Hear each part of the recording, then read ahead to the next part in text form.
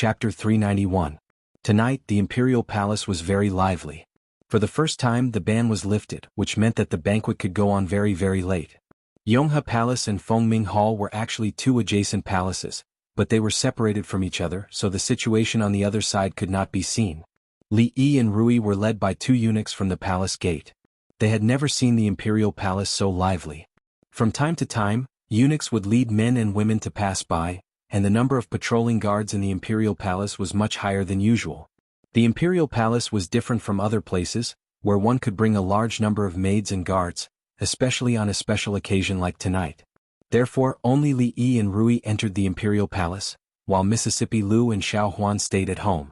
The two did not know any other nobles, so it was actually a little awkward on such an occasion. This was also one of the reasons why Li Yi was unwilling to attend other people's banquets, even if it was the old emperor's invitation. That place is the food bureau, which is responsible for the meals in the imperial palace. Almost all the dishes that can't be bought outside can be found there. Li Yi introduced casually to Rui. The food bureau was very busy that night, and one could see servants coming in and out at every moment.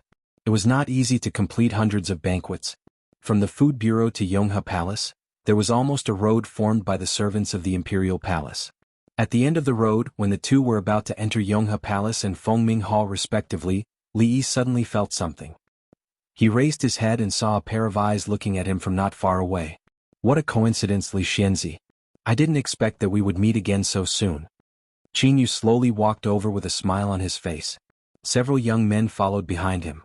When they saw Li Yi, their expressions changed slightly. What happened in the King of Shu's mansion last night was still fresh in their minds. Young Duke Qin was killed by Li Xianzi. They did not expect that they would meet again after only one day. It was really a case of enemies meeting each other. Looking at Qin Yu's happy face as if he could not suppress the joy of meeting an old friend, Li Yi began to admire him a little. A madman was indeed a madman. If it was a normal person, even if they didn't fight on the spot, they wouldn't have such a completely opposite attitude. Li Yi also had a smile on his face and said, "Yes, I didn't expect that I would have such a deep fate with young Duke Qin." Let alone Qin Yu, even the young men behind him couldn't help but be startled when they heard this. Young Duke Qin had almost chopped off his hand, and he had also made young Duke Qin suffer a lot. When the two of them met, shouldn't it be tit for tat? Shouldn't one of them die? How could it be related to fate? Madman Qin was Madman Qin. It was normal for him to do things that were beyond common sense. But what about Li Xianzi? Could it be that he was admitting defeat? If he really wanted to give in, then he was gravely mistaken. When had those who had offended young Duke Qin ever had a good ending? How could the enmity be resolved just by admitting defeat? Yes, fate is really deep. Qin Yu murmured. When he saw the woman standing beside Li Yi, a trace of amazement flashed through his eyes. After a moment of daze, the smile on his face became even more brilliant. Could this be Madame Li? The expression on his face was a little surprised, but it was just right. It seemed normal, but those who knew him knew what this expression meant. The young men looked at each other and were slightly moved. It was obvious that young Duke Qin had taken a fancy to Madame Li. Moreover, with his relationship with Li Xianzi, they were afraid that he would not give up until he achieved his goal. With his personality, if he were to do something in secret, not even Prince Li Xian would be able to stop him. Qin Yu walked 2 steps closer to Li Yi and patted him on the shoulder. With a smile on his face, he whispered in his ear, "Madame Li Xianzi is really good?" Although he was smiling, his voice was incomparably cold. The young men did not know what he said and looked slightly puzzled. Rui glanced at Qin Yu. Her expression did not change, but her eyes widened and a terrifying aura emerged. Li also smiled. This smile was somewhat inexplicable in the eyes of the young men, but in Qin Yu's eyes, it gave him a bad feeling. Just as this thought arose in his mind, he saw that the smile suddenly disappeared and then became incomparably cold. An afterimage rapidly enlarged in Qin Yu's eyes. The next moment it fell on his face. The severe pain instantly drowned his consciousness. Qin Yu staggered and fell to the ground. "Who do you think you are? How dare you insult His Majesty?" Li looked at Qin Yu and said coldly. This slap came so suddenly that the young men behind Qin Yu were dumbfounded. What the hell was going on? Why did it suddenly involve insulting His Majesty? Could it be that what young Duke Qin said in that man's ear was insulting His Majesty? That was impossible. No matter how crazy Madman Qin was, he would never dare to do such a disgraceful thing. Bah! Qin Yu spat out a mouthful of blood. He felt that a few teeth in his mouth had loosened. half of his face had lost feeling and seemed to have swollen. He supported his body and slowly stood up. He could no longer maintain the smile on his face. He stood there and looked at Li Yi without any expression. Only a murderous intent flashed in his eyes. He did not expect that the other party would dare to make a move in the palace under the watchful eyes of the public. Moreover, even if he had some skills, he had to admit that he could not have avoided that slap. Young Duke. Several young men hurriedly ran to Qin Yu's side. Seeing that half of his face was swollen like a pig's head, they immediately turned around and pointed at Li Yi. They shouted angrily, "How dare you commit murder in the palace? Guards, guards!"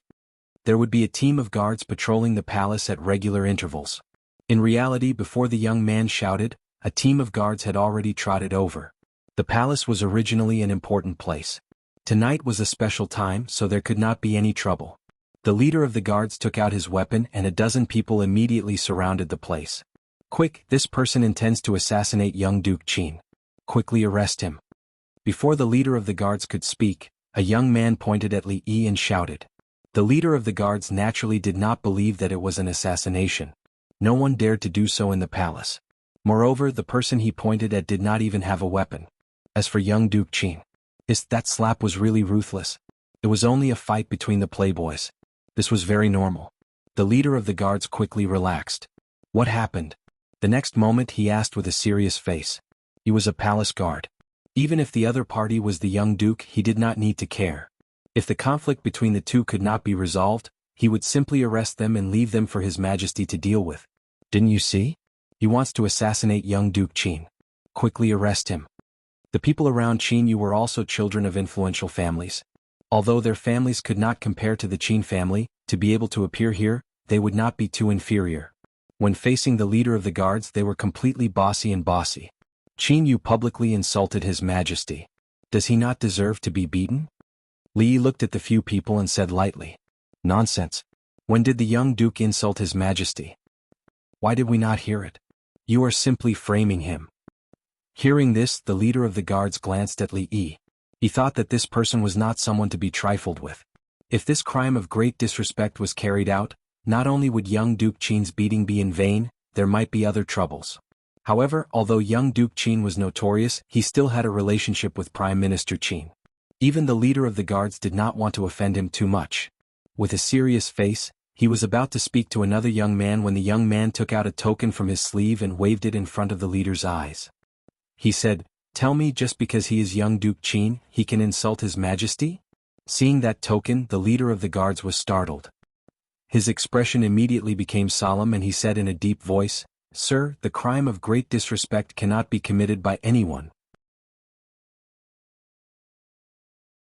Chapter 392. The young men in front of Qin Yu didn't see clearly what had happened, but the guard leader's attitude suddenly changed. Did he forget that the person standing in front of him was young Duke Qin? Li Yi had only heard about the function of this token from the old eunuch Changda, but he didn't expect it to be so useful. No wonder he had such a disdainful expression when he said that he could make a scene in the capital. This token was really a good thing for this guard to treat Qin Yu's grandson like this. "Young Duke Qin, this is the imperial palace. Please be careful with your words and actions." The guard leader warned Qin Yu with a sullen face. He didn't take any drastic action. After all, this young man with the intelligence division token could ignore Qin Yu, but he couldn't ignore him. "You." A young man in front of Qin Yu was about to speak angrily, but Qin Yu patted him on the shoulder and walked forward. He looked at Li Yi, cupped his fists and said calmly, "I admire you, I admire you. People always say that I, Qin Yu, am a madman, but it turns out that Li Xinzi and I are the same kind of people." No, no, no. Li Yi shook his head and said, "I'm not as abnormal as young Duke Qin. I admit that I underestimated you." Qin Yu spat out another mouthful of blood and squinted at Li Yi. "Don't worry, it won't happen again. We will meet again soon." "Is this a threat?" Li Yi looked at him and asked. "What do you think?" Although half of Qin Yu's face was swollen, he still squeezed out a strange smile. "If that's the case." Li Yi sighed and used his true qi to slap the other half of Qin Yu's face. He said coldly, "Young Duke Qin, how can you insult His Majesty again?" This time, Qin Yu directly fell to the ground and several teeth even flew out of his mouth. He could no longer laugh, nor could he speak, because he had already fainted. Although there was only a trace of true qi in Li Yi's body, If it was channeled to a specific part of his body, it could explode with extraordinary power. The young men were dumbfounded. How could he play such a trick in front of so many people? Did they really think that the Imperial Guards were blind? One of them pointed at the leader of the guards and said, Look, he slandered young Duke Qin just like that. Did you see that?" The guard leader's face stiffened. He roughly understood what had just happened. In Jianghu there truly were people who acted even more arrogantly than Duke Qin. Duke Qin, who had never been at a disadvantage, had no power to retaliate in front of him. "The few of you bring young Duke Qin away." He waved his hand at the other guards and instructed. Before the other young men could open their mouths, they were glared at by the leader of the guards. Then he smiled bitterly at the young man and said, "Sir, even if you don't give Duke Qin face, you still have to give Prime Minister Qin face. Otherwise, it will be hard to explain to His Majesty." To be able to take out that token meant that he was one of the Emperor's people. Who knew if this matter had the Emperor's intentions? Thus, the leader of the guard's attitude was very polite. Li Yi waved his hand. The 2 slaps just now were already very satisfying. He couldn't kill that disgusting guy here. Without even looking at Qin Yu, he turned and left with Rui. The leader of the guards let out a sigh of relief. As long as it didn't involve that special place or those special people, the matter would always be easily resolved. As for what young Duke Qin wanted to do in the future, that was his own business. "You guys, be gentler." The other nobles finally realized that there seemed to be some inside story that they didn't know about. They didn't dare to be arrogant anymore and followed closely behind the guards. That person didn't even care about young Duke Qin, so why would he care about them? Is he that young Duke Qin? The 2 of them walked side by side. Rui asked softly as she walked. Li Yi nodded. Rui also knew what happened last night. It had to be said that although the 2 slaps just now still made his palms a little numb, he was really happy in his heart, so much so that his mood became a lot better. He was not a generous person and was not used to holding grudges in his heart. It was best if he could take revenge on the spot. If he couldn't do it on the spot, he would do it as soon as possible. Otherwise he would always keep it in his heart. It was suffocating. Rui said softly, "I also feel that he is not a good person." When others said not a good person, it was just a statement or ridicule. But whether it was said by Rui or Rui, it had another meaning. Although Rui was usually gentle and demure, if one really counted, she had killed many people, even far more than Mississippi Liu. In the early years she had killed all the outlaws wanted by the government. In her opinion, Qin Yu might not be much different from them. "What took you so long?" A familiar voice came from the front. Li Yi looked up and saw Li Xian walking over quickly. "Hello, sister-in-law." He first cupped his hands and bowed to Rui, then looked at Li Yi and asked, "I saw Qin Yu pass by here. You didn't see him, did you?" "I saw him." Li Yi nodded and said. "You didn't say anything?" Li Xian asked doubtfully. Li Yi thought for a moment and said, "I don't think he didn't." Li Xian shook his head, thinking that this was the Imperial Palace. Even if Qin Yu had 10 times the guts, he wouldn't dare to do anything here. He put this matter to the back of his mind and said, "I have a new idea." After saying this, he turned his head and looked at the woman behind him, saying, "Qin heir, you and sister-in-law go to Her Highness' place first. When the banquet is over, we will go find you." The princess nodded and walked to Rui's side. She very naturally held her hand and smiled, saying, "Sister, let's go in first. This is the Princess Li Xian's wife." Rui had never seen the princess before, so Li Yi introduced her to her.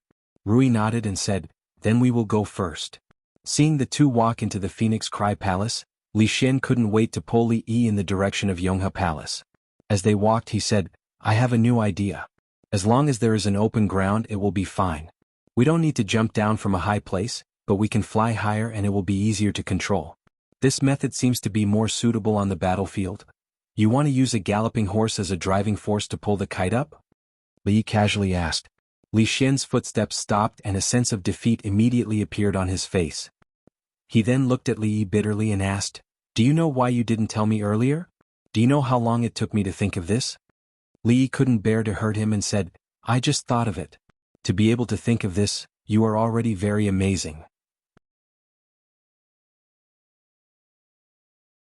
Chapter 393. When it came to Li Xian, Li Yi had always adhered to the principle of, "If you don't ask, I won't tell. If you tell, I'll tell." With Li Xian's perpetually high curiosity signal, all he had to do was throw a few modern physics textbooks at him, and he would be deeply engrossed in it. This guy even called her China just now. It seemed that the strategy of consort was very effective. He couldn't bring him back to that path of no return. Li Xian's frustration only lasted for a moment before he put it to the back of his mind. He began to discuss with Li Yi how his idea should be implemented and the various details. He even took out an intricate drawing from his sleeve. The two of them sat at a table in the corner and discussed in low voices. The old emperor's banquet was held in Jianghu Palace. However, a small palace couldn't accommodate so many people. To ensure that there was enough space, the palace was filled with short tables that extended all the way to the open space outside the palace. Those who didn't have the status to enter the palace could only sit in the open space outside the palace. Even so, it was still a great honor for them. Li Yi could be considered to have a small status now. If he were to be ranked, he would at least be able to occupy a small spot in the palace. At this time, the banquet hadn't officially started and the emperor hadn't arrived yet. Many of the officials were like him and Li Xian, chatting and laughing in low voices. With nothing to do, Li Yi's gaze fell on the drawing that Li Xian had spread on the table. After a moment of shock, he said, "This drawing was drawn by you? I haven't seen you for a few days and you've improved a lot." Although Li Yi, who was from an engineering background, had forgotten all his previous professional knowledge, drawing was a basic ability that he had not lost until now. Especially after studying drawing, his level was several levels higher than before. The drawings that Li Xian drew in the past could only be called concept drawings. They were ugly beyond belief. It had only been a few days since they last met, but he was able to draw such a neat drawing that it looked like a work of art. How could this improvement be described with the word fast? Li Xian laughed dryly and said, "Of course I didn't draw this. Qiner is skilled in the art of painting, so I asked her to draw it for me." Li Yi shook his head. Qiner were so intimate. It was really not easy for His Highness to be enlightened in this aspect. From the perspective of a friend, Li Yi felt very gratified. Finally, he didn't have to worry about his sexual orientation or whether he would have designs on him. Li Xian was the crown prince and was highly valued by the emperor, so his seat was naturally not next to Li Yi's. However, a fifth-ranked official next to Li Yi had been kicked off somewhere by Li Xian, so he naturally occupied the other's seat. "How much do you know about Qin Yu?" Li Yi casually asked. Li Xian furrowed his brows and said, "This person is a complete scoundrel or perhaps a madman. He does things without any rules like a mad dog. When he's angry he doesn't distinguish between friend and foe. If it was just him, naturally no one would be afraid of him, but with the addition of Prime Minister Qin's manner, there aren't many people in the capital who are willing to offend him." Li Yi asked again, "In the entire capital, is there really no one who can control him?" Li Xian shook his head and said, "That's not the case. The problem is that although Qin Yu is arrogant, it's only because he doesn't cultivate morality. He doesn't touch the interests of the nobles. Out of respect for Prime Minister Qin, very few people are willing to meddle in his affairs. On the other hand, Prime Minister Qin is very strict with him. Every time he causes trouble, he will be grounded at home for a period of time. However, after he is released, he is still the same. To tell the truth, when it comes to that mad dog, even I don't want to have anything to do with him." Li Xian looked at him and said, "However, you don't have to worry. His methods are useless on you. Furthermore, with his personality, he didn't say or do anything just now. It's clear that he doesn't care about you." In Li Xian's view, the person who offended Qin Yu the most last night was himself. The person Qin Yu hated the most was presumably him. This was also the reason why he made a move. "He didn't do anything." Li Yi smiled and said, "It's just that I slapped him twice just now, knocked out a few of his teeth and knocked him unconscious." Li Xian looked at him. The host of tonight's banquet was of course the old emperor. In reality, as long as it was in the Jing kingdom, no matter the occasion, he was the only host. However, tonight, in addition to Emperor Jing, who was shining as always, there was another person who was also shining brightly. It was a middle-aged man with a thin face. He was not tall and was sitting in front of the generals. Even when Emperor Jing praised him in front of all the civil and military officials, he still had a solemn expression on his face. It seemed that he was out of tune with the atmosphere of tonight's banquet. However, no one thought that he was abnormal because he was the most serious person in the Jing kingdom. Because he was Su Dingyuan, the god of war of the Jing kingdom. It was also the first time that Li Yi saw this legendary general. However, because he was a little far away, he could only see a silhouette and could not see what he looked like. Fortunately, he was not curious about the god of war's appearance. Instead, he was more interested in the singing and dancing in the middle of the hall.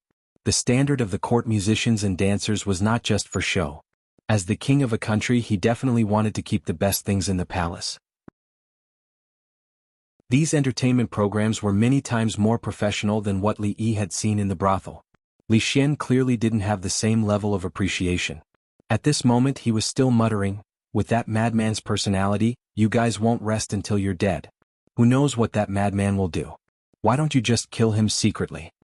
Li Xian turned to look at Li Yi and said, you have a lot of evil ideas. Think about how to kill him secretly. That guy, once he is dead, everything will be over. Your Highness, who do you want to kill? Do you need my help? A rough voice came from behind. Li Xian was shocked and quickly turned his head. When he saw the old man in luxurious clothes standing behind him, he smiled awkwardly and said, General Shui, you misheard me. I am the supervisor, how could I do that kind of thing? Looks like this old man is getting old. My ears aren't as good. The white-haired old man with a ruddy complexion laughed and said, This is General Shui. To cover up his embarrassment, Li Xian hurriedly introduced him to Li Yi. He only said this because he believed that Li Yi must have heard of General Shui's name. If General Su Dingyuan was the current god of war of the Jing kingdom, then before him, this title had always belonged to the old man in front of him. As long as it was a citizen of the Jing kingdom, who had not heard of his name.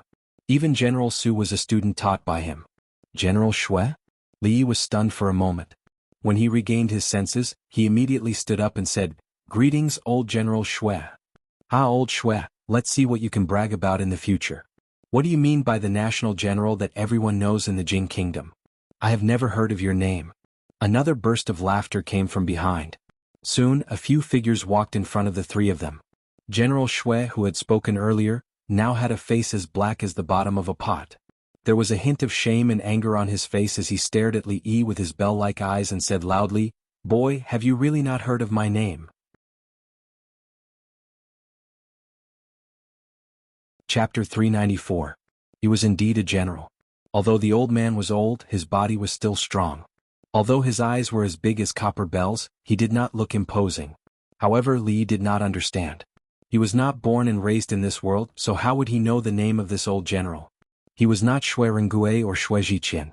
It was not strange that he did not know his name since he had never heard of his stories or songs. Aya, the moonlight tonight is not bad. Old General Shui, please have a seat. I'll go out and look at the moon for a while. Excuse me? Li cleverly changed the topic. He did not want to embarrass the old general or himself. Ah! The people behind General Shui laughed even louder. They also felt that this young man was too ignorant for not knowing Shui Wanqing's name.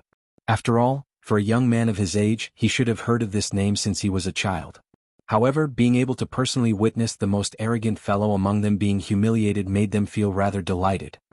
This is General Shui Wanqing. Li Xian reminded him in a low voice. There was only one General Shui in the Jing kingdom. If Li Yi did not know him, he could not do anything about it. Ah, it's General Shui. Li Yi revealed an expression of sudden realization and hurriedly said, Old General Shui, please don't blame me. This is the first time I've attended a banquet of this level, so I was a little nervous and didn't remember. Old General Shui's name is really well known. I've heard of your deeds since I was young. To be able to meet you today is really the honor of 3 lifetimes. Who didn't know how to say polite words? From the looks of it, this old general was really a celebrity. In order to express the joy and excitement of a fan meeting his idol, Li Yi felt that he had used all the acting skills he had learned in 2 lifetimes. If it was not for the fact that autographs were not popular in this era, he could have acted more realistically. Oh, then why don't you tell me what I've done? The old man stroked his beard and seemed to have accepted Li Yi's explanation. After all, there were not many people in this generation who had not heard of his name. He casually asked another question. A black line appeared on Li Yi's face once again. Was this old man looking for an awkward situation? He suddenly laughed again and looked out of the hall. He praised, The moon tonight is really nice. Old General Shui exerted some force and pulled a few strands of beard from his chin. Li Yi and Li Xian were surrounded by a group of generals. I say, was Tianfa really created by you? The famous General Shui sat in front of Li Yi and said as he tore apart a juicy chicken leg. Li Yi didn't dare to say that the reason the drumstick was still there was because he had accidentally dropped it on the ground. Hearing his words, Li Yi glanced at the old emperor's seat and didn't say a word. Even if Li Xian asked him about this, he would not be able to get any useful information. Hearing the 2 words, divine punishment, Li Xian's spirit was clearly aroused. He hurriedly pricked up his ears to listen. Not bad, kid. Remember, you can't tell anyone except His Majesty. General Shui nodded and said with satisfaction. But, after he said that, he suddenly changed the topic and said, that thing belongs to the military. Although we don't know the formula, the old guys here know better than anyone else how many things it can contain and how many people it can kill. You don't have to hide it. Only then did Li Yi realize that the people present were the most senior group of people in the Jing Kingdom's military. Other than the formula that the emperor would not tell them, there was no way he could hide anything else from them. Since that was the case, there was nothing to worry about. Li Yi said straightforwardly, that's right. That thing was created by me. Well done. Another old general patted his knee and did not hide the admiration on his face. His Majesty is becoming more and more stingy, but he is only rewarded with a Viscount title. Another old general ridiculed him and asked, I heard that horseshoes were also created by you. I think so. The method to save people on the battlefield was also created by you? Maybe, Li Yi thought to himself. A general was indeed a general. Even his words were so direct. The words created and created were too crude. Think about it. Do you want to train in the military for a few years? General Shui stared at him with shining eyes and said, such a good seedling, it would be a pity not to put you in the military. With you, there will be fewer soldiers sacrificed. I will let Ding Yuan teach you personally. Who knows, maybe in a few years the Jing Kingdom will have the youngest general in history. Li Yi's eyelids twitched. It was already scary enough to be an official in the imperial court. What would happen if he were to enter the military? How long would it take to see Rui if he had to face a bunch of rough men every day? Moreover, who would be willing to be taught by that stern face? He rejected old General Shui's suggestion without even thinking about it. When he habitually looked at the moon outside the hall, General Shui impatiently waved his hand and said, stop looking. There is no moon tonight. Li Yi retracted his gaze and picked up the teacup on the table. He carefully examined it and could not help but exclaim, the workmanship of this cup is really exquisite. I wonder where it was made. General Shui's face darkened and said, just like what His Majesty said, you are a little kid. You are so young but you are so ambitious. How many people have begged for it but you do not care? Are you planning to be a lousy county magistrate for the rest of your life? What material are these chopsticks made of? Don't tell me they are made of jade? This is the palace after all. Even chopsticks are so luxurious. The few old generals looked at each other speechlessly. They knew that their plan to recruit him into the military was going to fail. Horseshoes, heavenly punishment, and even the method to save the injured soldiers. Every one of these matters was extremely important to them. If such a person could not be used by the military, even the heavens would not allow it.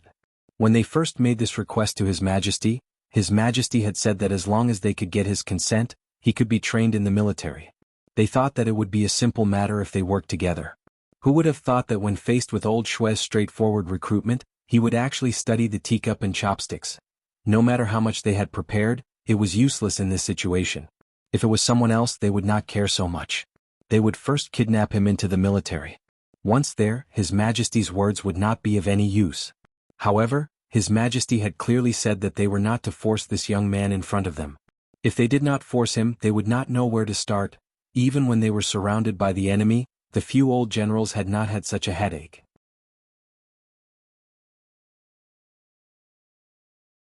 Chapter 395. Forget it, forget it. If you don't want to go to the army, I won't force you. But remember, if you encounter any problems in the future, you can come to us old fellows. Let's not talk about other things, but we can protect you in the capital. Just as Li Yi was about to go against his conscience and praise the table in front of him for being rare, old General Shui seemed to have given up and finally waved his hand. There's still one thing that I don't understand. Li Yi finally regained his composure as he looked at old General Shui. You want to ask us why we old fellows are so nice to you? Old General Shui asked without even lifting his head. Li Yi thought to himself that these old generals weren't as rash and boorish as they appeared to be. Their words and actions were clear and logical, and they could even think of things that he couldn't think of. After all, they were old men who had lived for decades and were older than both of Li Yi's lifetimes combined. They could see through Li Yi's thoughts with a single glance. The old fox had grown into an old fox. When he met these old generals or old men in the future, he must not underestimate them. You'll understand when you actually arrive on the battlefield, old General Shui said faintly as a look of reminiscence appeared on his face. No one knew better than these old generals how powerful the thing he had invented was on the battlefield. Which of the old generals present hadn't killed their way out of a mountain of corpses and a sea of blood? They had experienced countless battles in their lives. Without them, the Jing kingdom wouldn't have existed. In every battle, it was their brothers and comrades who sacrificed themselves. The family of generals had been on the decline since ancient times.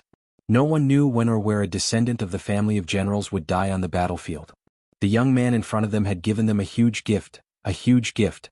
Compared to this huge gift, a small repayment was not worth mentioning at all.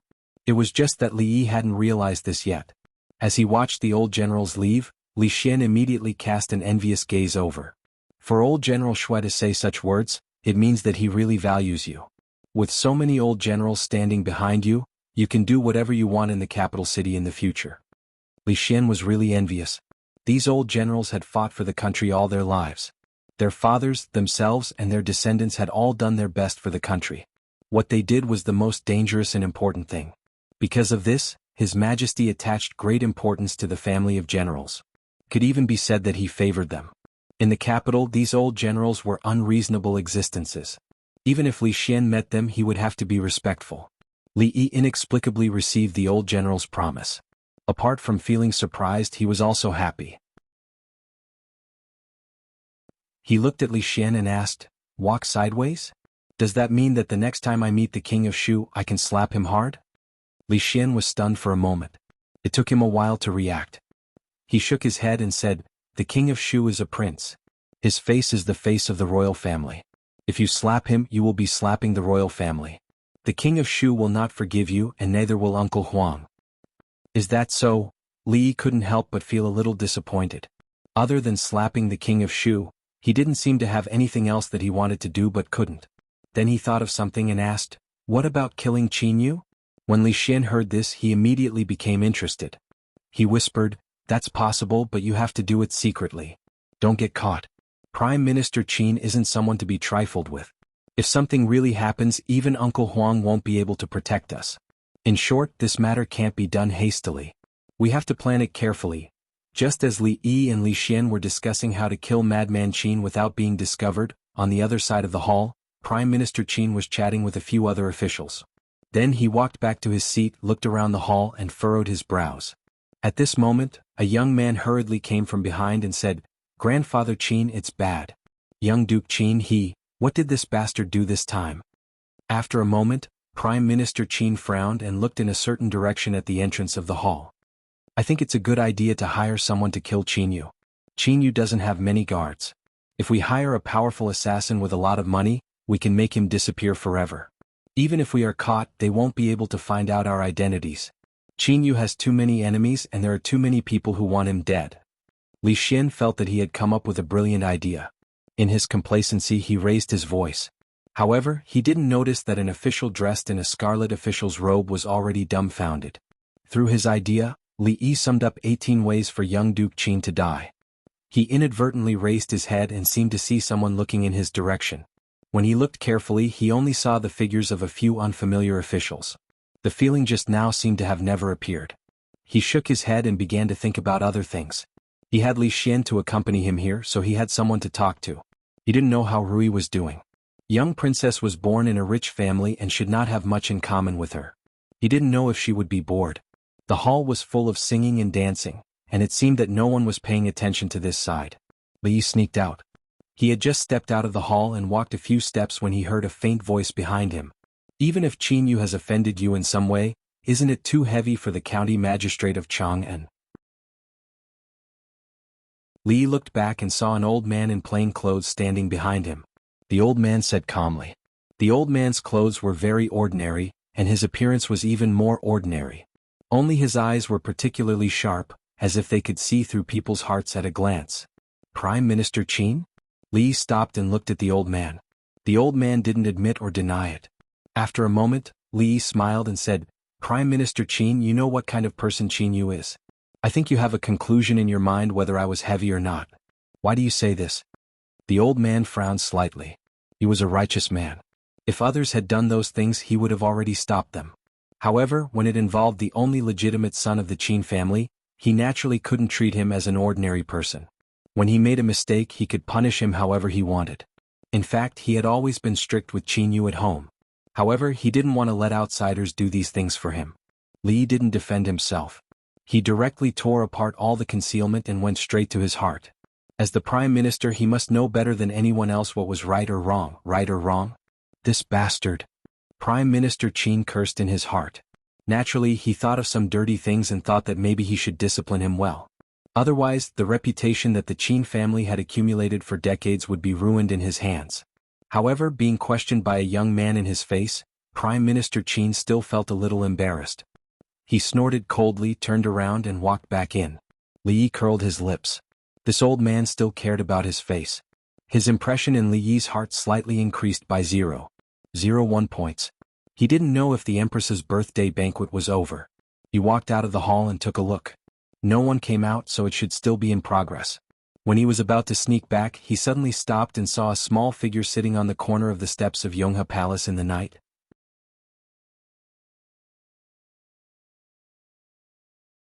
Chapter 396. Li Yi walked over slowly. The palace maids and eunuchs guarding Princess Yongning looked up and bowed slightly to him. They didn't stop him. In this world, among all the people the little princess had met, only this young county magistrate wouldn't make her feel repulsed. Li Yi sat down next to her. Princess Yongning looked back and then turned back to look at the lights in front of her. There was no expression on her little face. Li Yi looked at her eyes carefully. Even in the dark, there was light in them, but there was no life in them. He had seen closed and depressed eyes before, and they seemed to be different from the eyes in front of him. This made Li Yi feel that the situation wasn't that bad. It seemed that she just didn't want to talk to people. Of course, this was something to be happy about. Li Yi sat for a while, then stood up and walked into the hall. The little girl's face was slightly tilted at an unnoticeable angle. The light in her eyes dimmed slightly. She grabbed the hem of her robe a little harder, then quickly loosened it. After a while, she stood up and prepared to walk to the palace in the distance. It was dark and quiet there. She wouldn't go there unless she was sleeping. "Are you leaving?" A familiar voice suddenly came from behind. She stopped in her tracks and slowly turned around. Li Yi had a chicken leg in his mouth and 2 plates in his hands. He put them on the well-lit steps. Hurry up, hurry up." He waved at Li Xian, who was also holding something in his hands. Although Li Xian's eyes were puzzled, he still put the things on the steps. "Okay, put the things down and you can go back. Alright, see if there's any grape wine on the table." "Forget it, wine is still wine. I don't need it." Li Yi waved his hand and said to him.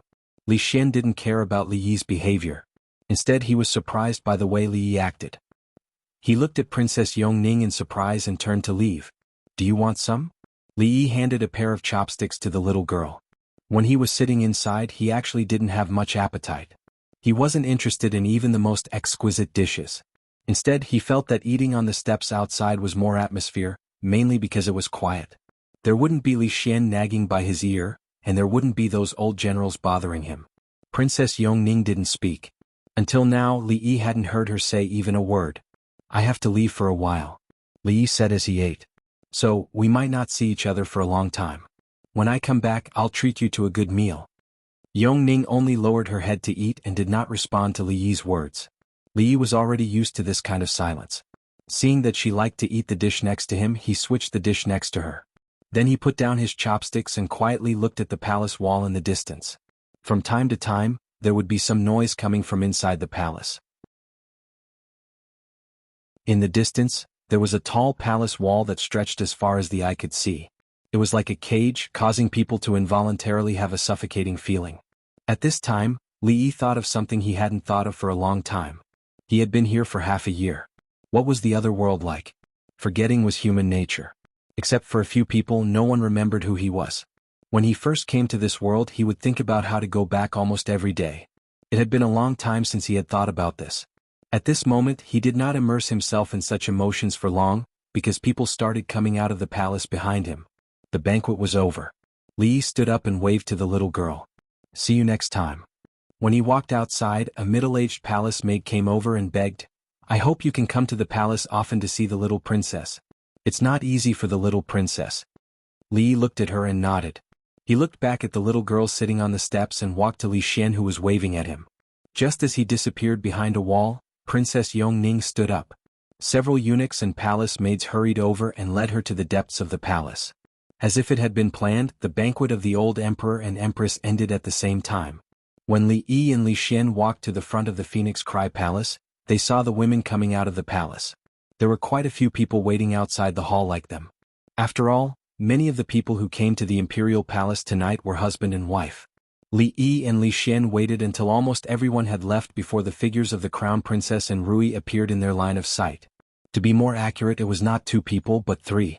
When Li Yi saw the woman and Rui walking side by side, his body shook. Surprise and astonishment flashed across his face. Then, his expression became extremely complicated. How could it be her? Although she was about the same age as his aunt, the last time he saw her, she had only been in her early 20s. Now, she was so haggard, particularly from the white hair occasionally peeking out from her temples. It was difficult to imagine what she had experienced during this period of time. If there were people in Jianghu that Li Yi did not want to face, Qin Yu would not be in the top 10, and the old emperor would not be first. This young lady of the Qin family was the one he did not want to see the most.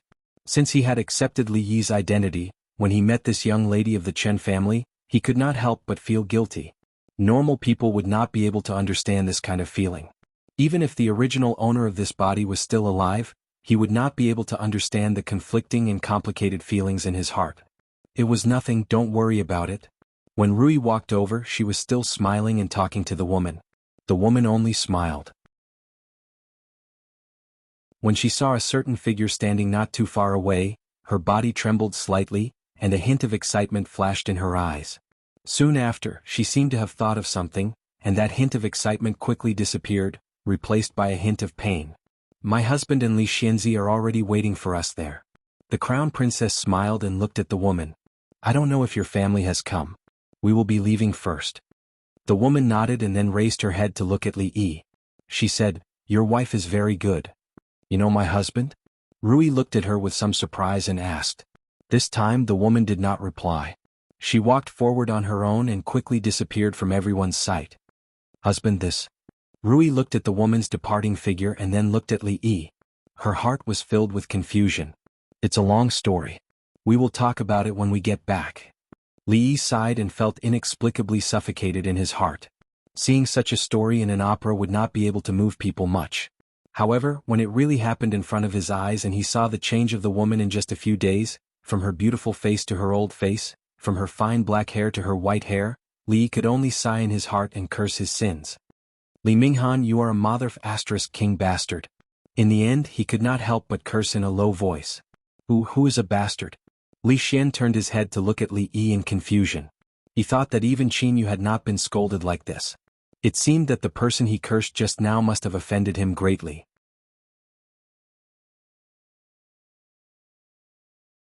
Chapter 397.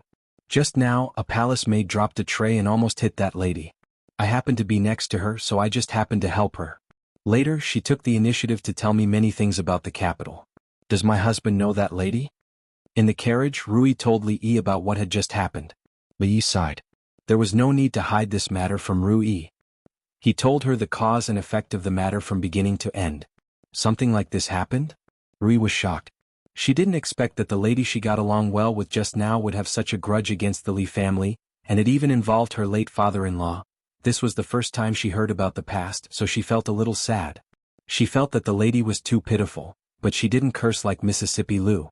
Seeing that Li Yi seemed to be a little depressed, she quickly comforted him. My husband, you don't need to blame yourself too much. After all, you weren't born at that time. It's not your fault. Seeing her like this, I still feel a little sad, Li Yi said. Because my husband is a good person. Rui smiled and said, even if this didn't happen to us, my husband would still feel bad. Li Yi shook his head. Li Minghan had already passed away, so this matter had become a dead knot that couldn't be untied. Even if he felt a little guilty, he couldn't do anything about it. He drove this thought out of his mind, looked down at Rui and revealed an evil smile. He whispered, whether your husband is a good person or not, you'll know tonight. Rui was stunned when she heard this. Then she seemed to think of something and her pretty face began to burn. Our Qin family's face has been completely lost because of you. In the Qin family, a middle-aged man in a brocade robe pointed at Qin Yu, who was sitting in the hall, and said angrily, how can the Qin family lose face for me? Both sides of Qin Yu's face were still swollen, making him look quite miserable. Facing the middle-aged man's reprimand, he didn't mind it at all. He picked up the teacup beside him and took a sip. You unfilial son, what did you say? The veins on the middle-aged man's forehead bulged as he strode over.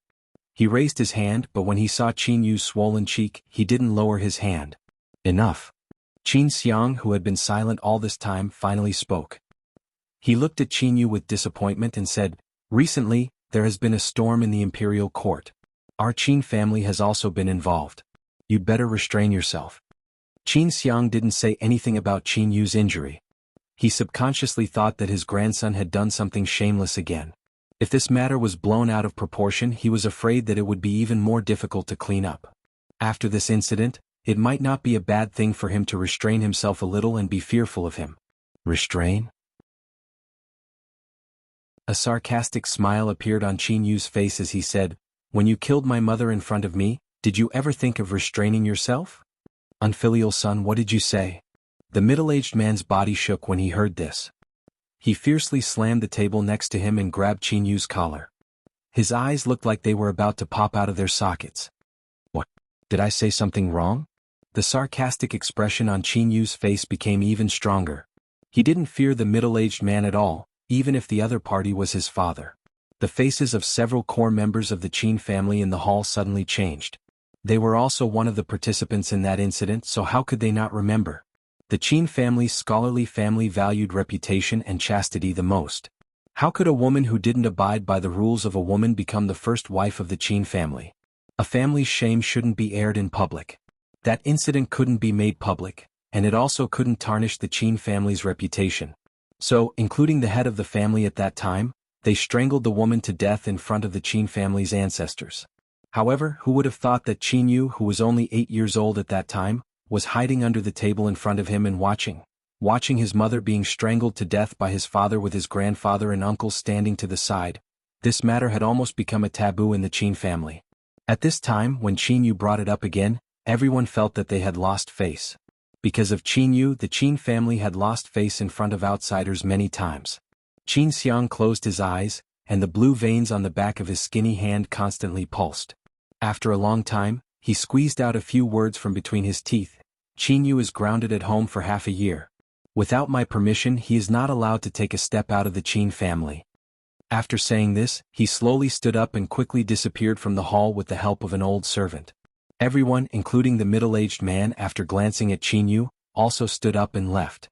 Qin Yu reached out and touched his cheek. Because of the pain, the corners of his mouth twitched instinctively. He said with some regret, "Half a year, it's really a bit long. It's not easy for an interesting person to appear in the capital. What a pity, what a pity."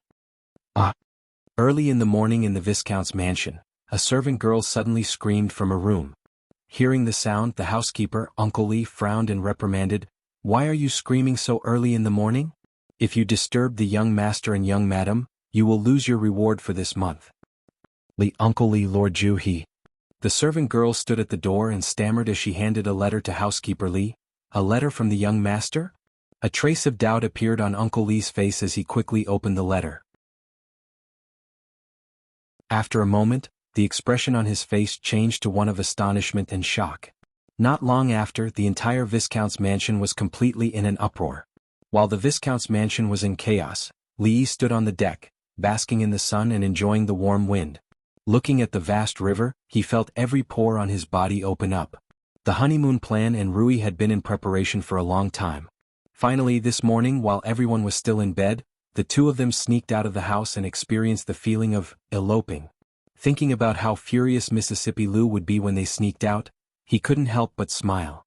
It was just that it was wrong to hide it from Xiao Huan. She might be sad for a few days, and it was inevitable that her imagination would run wild. If he didn't coax her when he got back, it would be fine.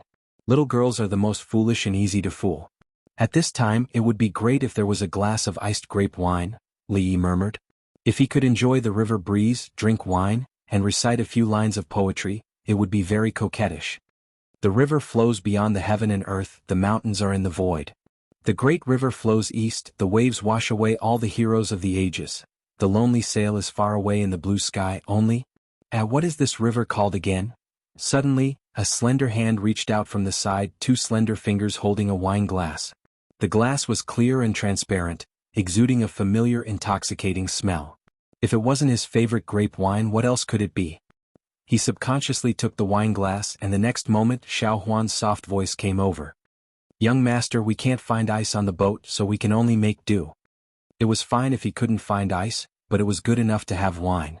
His little maid was the most considerate, always delivering what he needed the most at the critical moment. As Li Yi thought so, he drank the wine in one gulp. Then he realized that something was wrong. When he turned his head, he saw the little maid standing behind him, smiling like a flower. Then he looked to the side in the direction of the grape wine, and saw Mississippi Lu looking at him with a sword in one hand, a cold smile on her face. Flirtatious, continue flirtatious.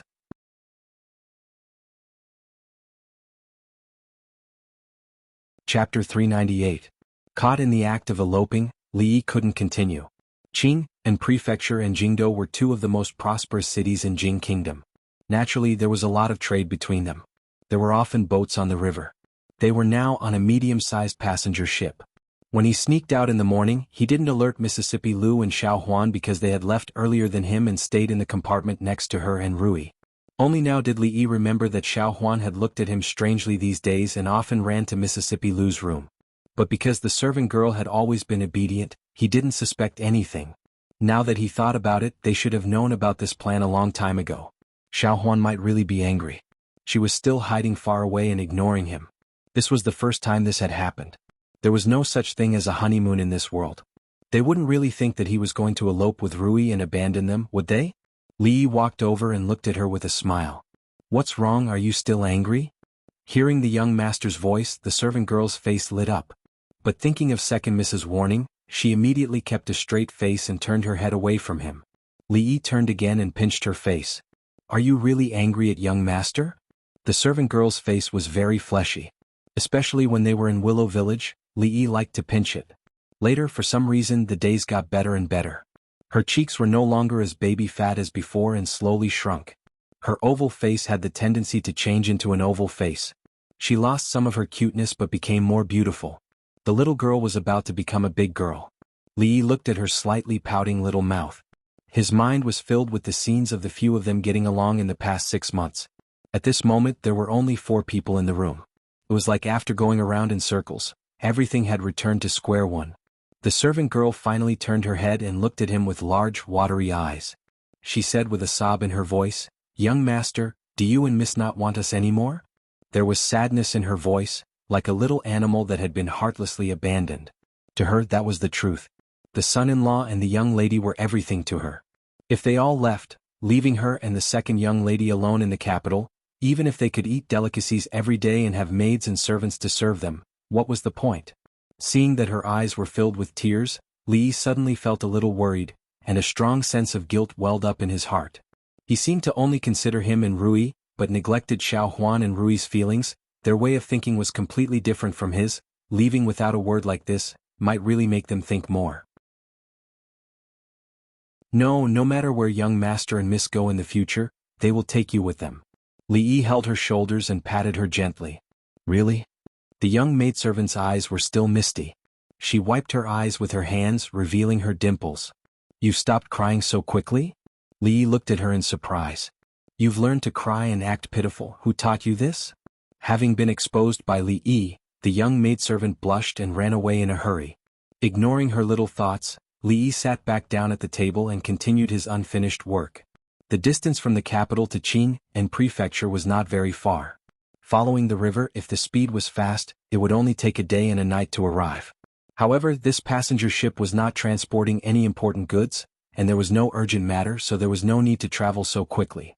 It was leisurely and would take about 3 days to arrive. This time Li Yi was not in a hurry.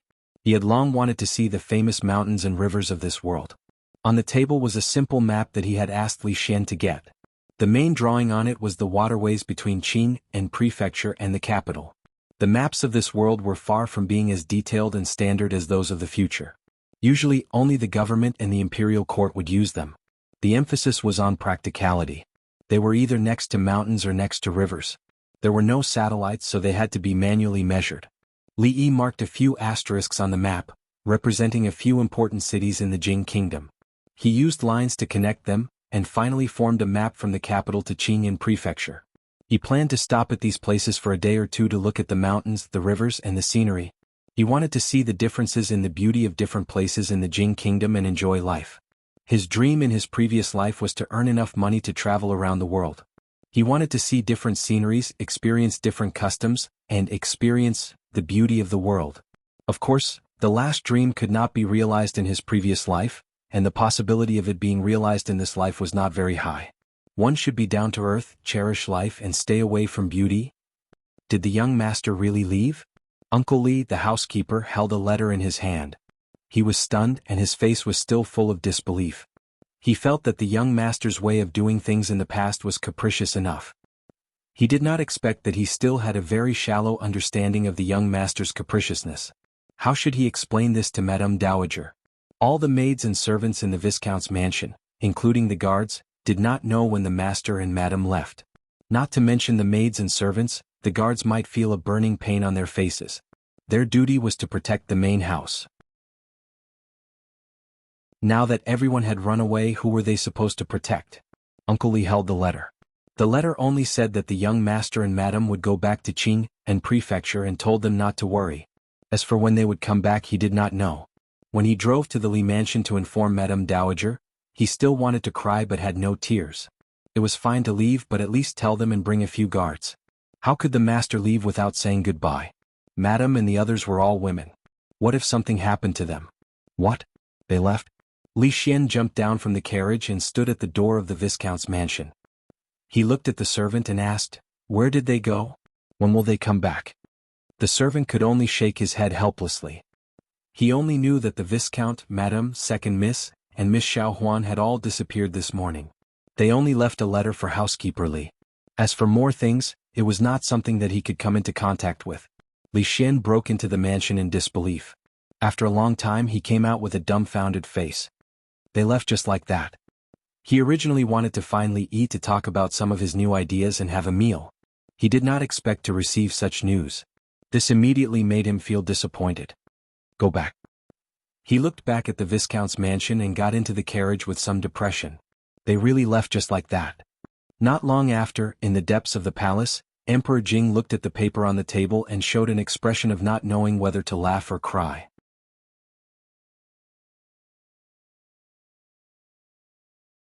Chapter 399.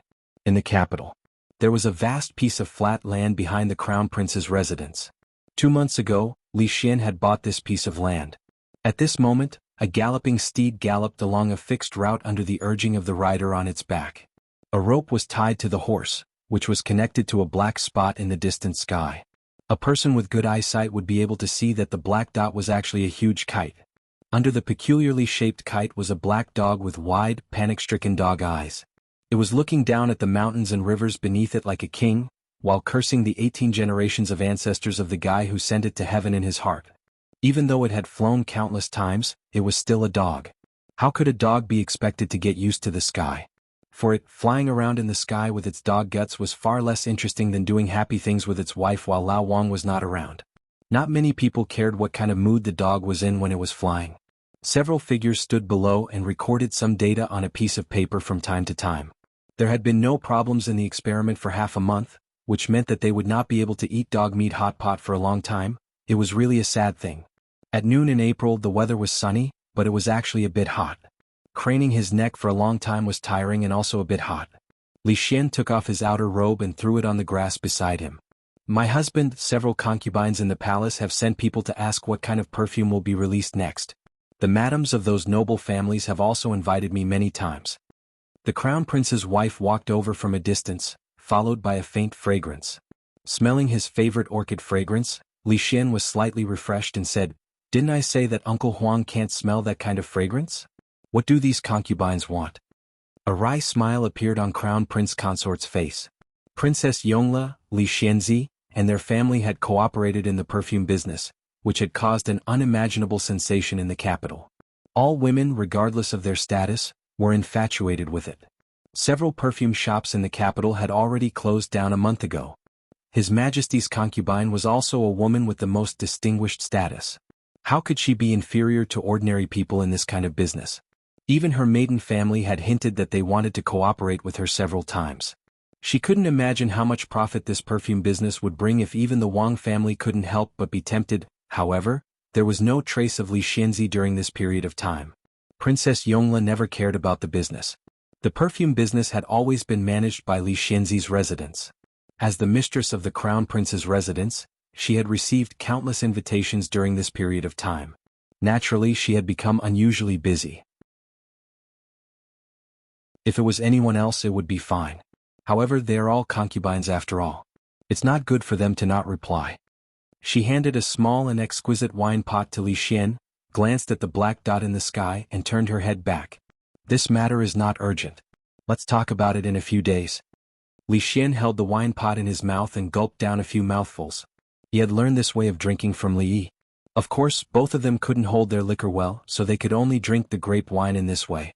After a while, he put down the wine pot, wiped his mouth and asked, "What date is it today?" The concubine thought about it and said, "April 8th. April 8th, it's been 2 months. Li Xian stared into the distance and mumbled in a low voice. "It's been 2 months. Where are they?"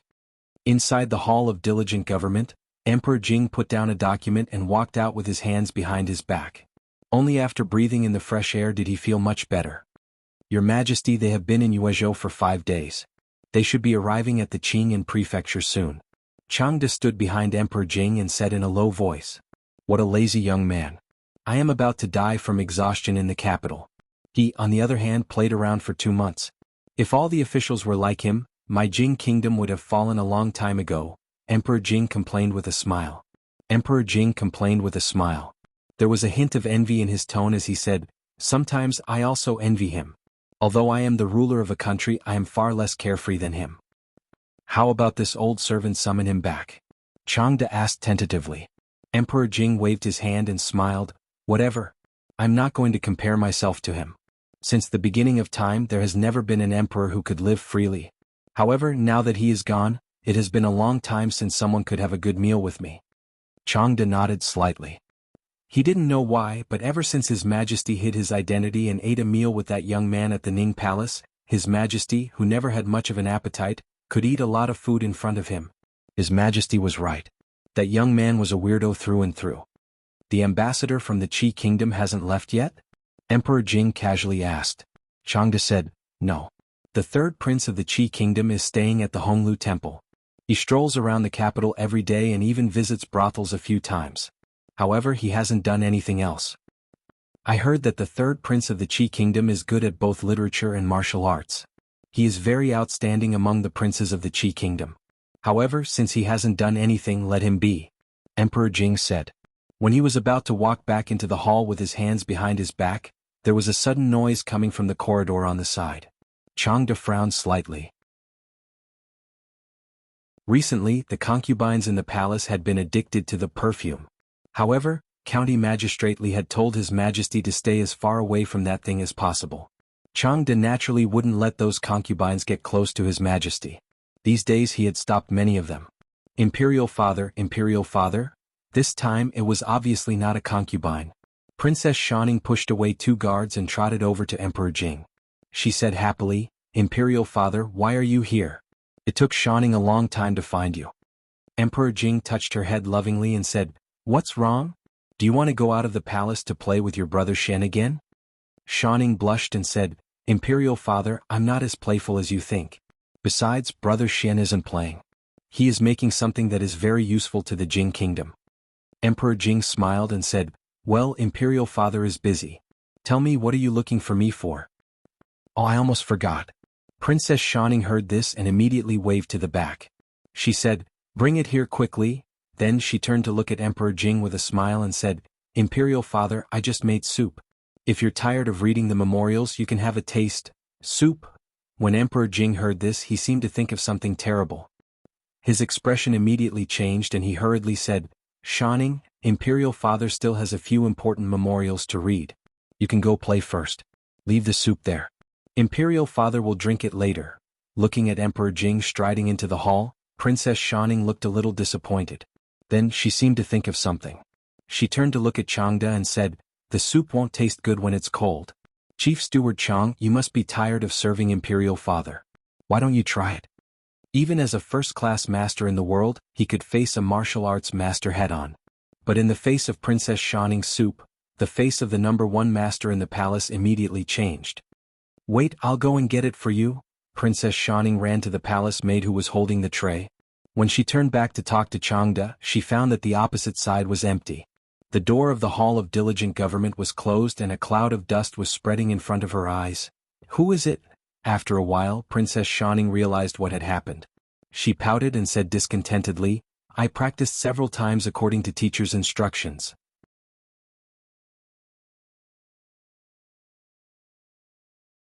Chapter 400. As a viscount who was both important and insignificant, Li Yi's departure didn't have much impact on the capital. The biggest change he had made in the capital was to make all the females in the capital crazy. The appearance of perfume and the expansion of production made him the man behind the back of countless young girls and young women in the capital. It also made countless men gnash their teeth in hatred. Because of the high price of perfume, the speed at which new perfume was introduced was astonishing. Even if it was the same perfume, it could be put in different porcelain bottles of different sizes, and even the name could be different. As for those crazy fans, they wouldn't stop until they collected all the series of gifts given to women by the heavens. It was fine for those who were well off, but those who were a bit shy would naturally hate perfume to the extreme. Of course, this kind of hatred was often reduced a lot when they smelled the nice fragrance of their wives, especially at a special, harmonious moment. The effect of perfume was too obvious. The emperor's concubines were also women, and women couldn't resist the temptation of perfume. The direct result was that the emperor only stayed in the palace of the empress and concubine Yen for 2 whole months, because in the entire harem, only the empress and concubine Yen didn't use perfume. As for the other concubines, His Majesty wouldn't look for them anyway, so the result would be the same whether they used perfume or not. Of course, the most important thing was to be happy. Because of Li Yi's departure, the princes and princesses in the palace could finally get rid of those obscure numbers and symbols and completely let themselves go. Among them, Prince Jean was the most successful. At most, the other princes were more lively than before. Prince Jean, who was tortured by the mathematics teacher, waited for 2 months, but the hateful mathematics teacher didn't come back. Finally, like a wild dog or a pig that got out of the fence, he not only tore the mathematics textbook to pieces and burned it, but also pinched Yongning's face as revenge. Although Yongning would never fight back made him feel very unfulfilled, when he thought about how he was targeted because he bullied Yongning, how he was hung on the stage because he couldn't write an answer, and how he lost face in front of his brothers and sisters. Prince Jean felt that everything was meaningful. The naive young man obviously didn't have a long-term plan, and he didn't know that the nightmare he thought had not ended, but had not yet begun. Until many years later, when the dean of the Institute of Mathematics of the Jianghu Academy of Sciences, who once fought against all the PhD students in the Imperial College of Mathematics without losing, loudly said, "I'm not saying that you are garbage, I mean, everyone here is garbage." This classic sentence, when Prince Jean recalled his childhood, he still couldn't forget the fear of being dominated by mathematics. Viscount Mansion. And Rui have been gone for 2 months. Why aren't they back yet? The old lady of the Li family was sitting in the yard with a needle and thread in her hand. She was making a small dress. The blind old lady of the He family also looked a little envious and said, "If only I had been blinded a little later, I would have been able to see what they look like. I would have been able to make clothes for their children like my old sister." The old lady of the Li family smiled and said, "I'm also idle. While I can still see, I'll make a few more. I missed the child 20 years ago, and I can't miss it this time." The old lady of the He family nodded and said, "I have nothing to think about in my life. I just want to see Yunyang's child have a child as soon as possible. At that time, even if I die, I can close my eyes well." The 2 old ladies chatted while basking in the sun. Naturally, the topic was Li Yi and Rui or their children. A little farther away from the 2 old ladies, in a place with better sunlight, a kind-looking old man was lying on a rocking chair. His face showed a comfortable expression, and he snorted slightly from time to time. In the accounting room, Uncle Li was calculating the accounts one by one. Now, he was able to maintain his composure in the face of the huge numbers. He thought to himself that at this rate, it wouldn't be long before the family would have to build another house to store the money. Outside the mansion, Fang was supervising the craftsmen to build houses. More than a dozen houses that were about to be completed were scattered on both sides of the Viscount mansion. He looked around and found that no craftsmen were slacking off. He casually sat on the stone steps at the door with a depressed expression on his face. More than a month ago, after he came to the capital from Qingyan Mansion with everyone, He learned that the son-in-law and the young lady had returned to Qing'an Mansion. For more than a month he had been doing these boring things every day and his heart was really depressed. Zhuzi secretly ate sweets and broke his teeth. All day long his cheeks were swollen and he cried for his parents.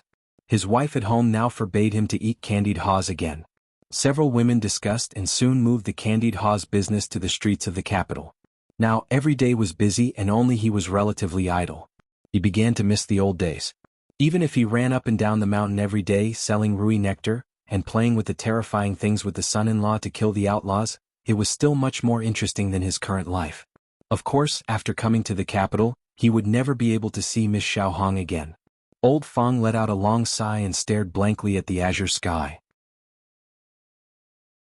The pure white clouds gradually transformed into the appearance of a round-faced woman. Yuezhou was one of the provinces of the Jing kingdom. It was famous for its dangerous mountains and rivers, and it was next to Qing'an Mansion. At this time, on the official road from Yuezhou to Qing'an Mansion, a carriage was slowly moving forward. The driver was a young woman. She was dressed in a tight outfit and leaned against the carriage. In her hands she was holding a strange picture book that she bought when she passed by a place. However, she did not flip through it for a long time. Her pretty face revealed a hint of laziness as she listened to the sounds coming from inside the carriage. The inside of the carriage was very spacious. It should be quite spacious for 4 or 5 people to sit inside. At this time, a young woman with 2 buns of hair was resting her cheeks in her hands as she listened to the mysterious stories of sword immortals flying on swords. Bang! A muffled sound suddenly rang out. In the middle of the road, a thick tree trunk blocked the road, sending up a cloud of dust. The woman's eyebrows slightly moved. She put down the picture book in her hands and looked forward. Not long after, a rustling sound came from the side of the dense forest. Immediately, a strong man wearing coarse hemp clothes jumped out from the side and blocked the front of the carriage. He fiercely said, "This mountain was planted by me. Bah! This mountain was planted by me. This tree, this tree." The expression on the burly man's face was a little awkward. This was the first time he had done something like this. He was illiterate, and he had to ask several people before he managed to ask about the official language of robbery.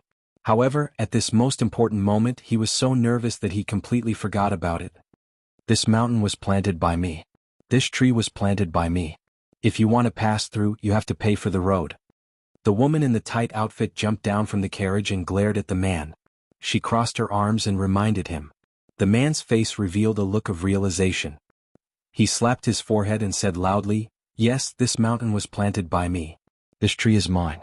It's me. What's mine again?"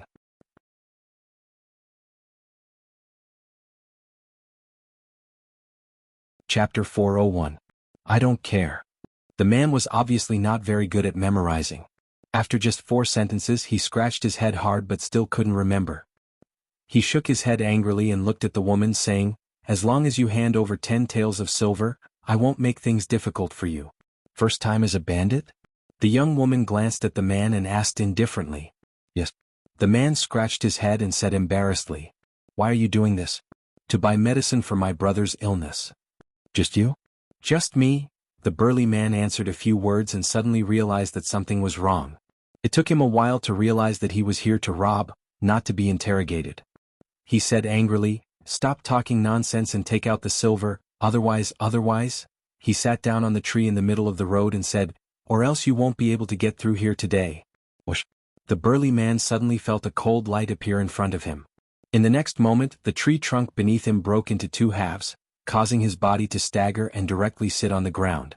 When he reacted, a long sword was already on his neck. The woman looked down at him and said, "How can you be a bandit if you can't even speak properly?" The man looked wronged. It was also his first time in this business. It was already very good for him to be able to recite a few sentences from his first job. "You can speak properly when you have memorized it," the woman said coldly. "I open this mountain, this tree is mine. This tree is planted by me. If you want to pass, stay.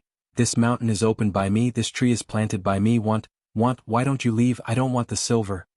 The man looked wronged and tears were about to flow down his face. Xiao Huan opened the curtain and looked at the man who was squatting on the ground with his hands on his head. She covered her mouth and laughed, "Young master, this bandit is so stupid." Li couldn't agree more. The bandit in front of him looked like a half-baked gangster. Not only had he not received any formal education, But he had also not read A Bandit Self-Cultivation, Basic Etiquette for Highway Robbery, and How to Speak Fluent Mandarin. It seemed that there was something wrong with his head. However, Mississippi Lou was bullying him by making him hold his head and squat there to memorize. However, when she thought about it, it was normal.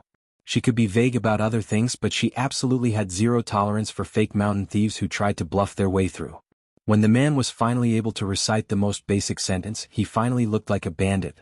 Mississippi Lou then asked him to move the tree trunks on the road, and the carriage started moving again. Through the window at the back, Li saw that the man was still following closely behind. "I've already given you the money, why aren't you leaving?"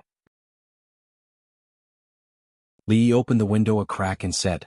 As the man chased after the carriage, he said in a loud voice, "You're going to Qing'an Prefecture, right? I'll escort you there. I won't take the money.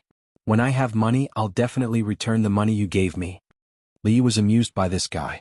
What kind of bandit would want to return the money after taking it? This is the money you stole with your own ability. Why do you want to return it?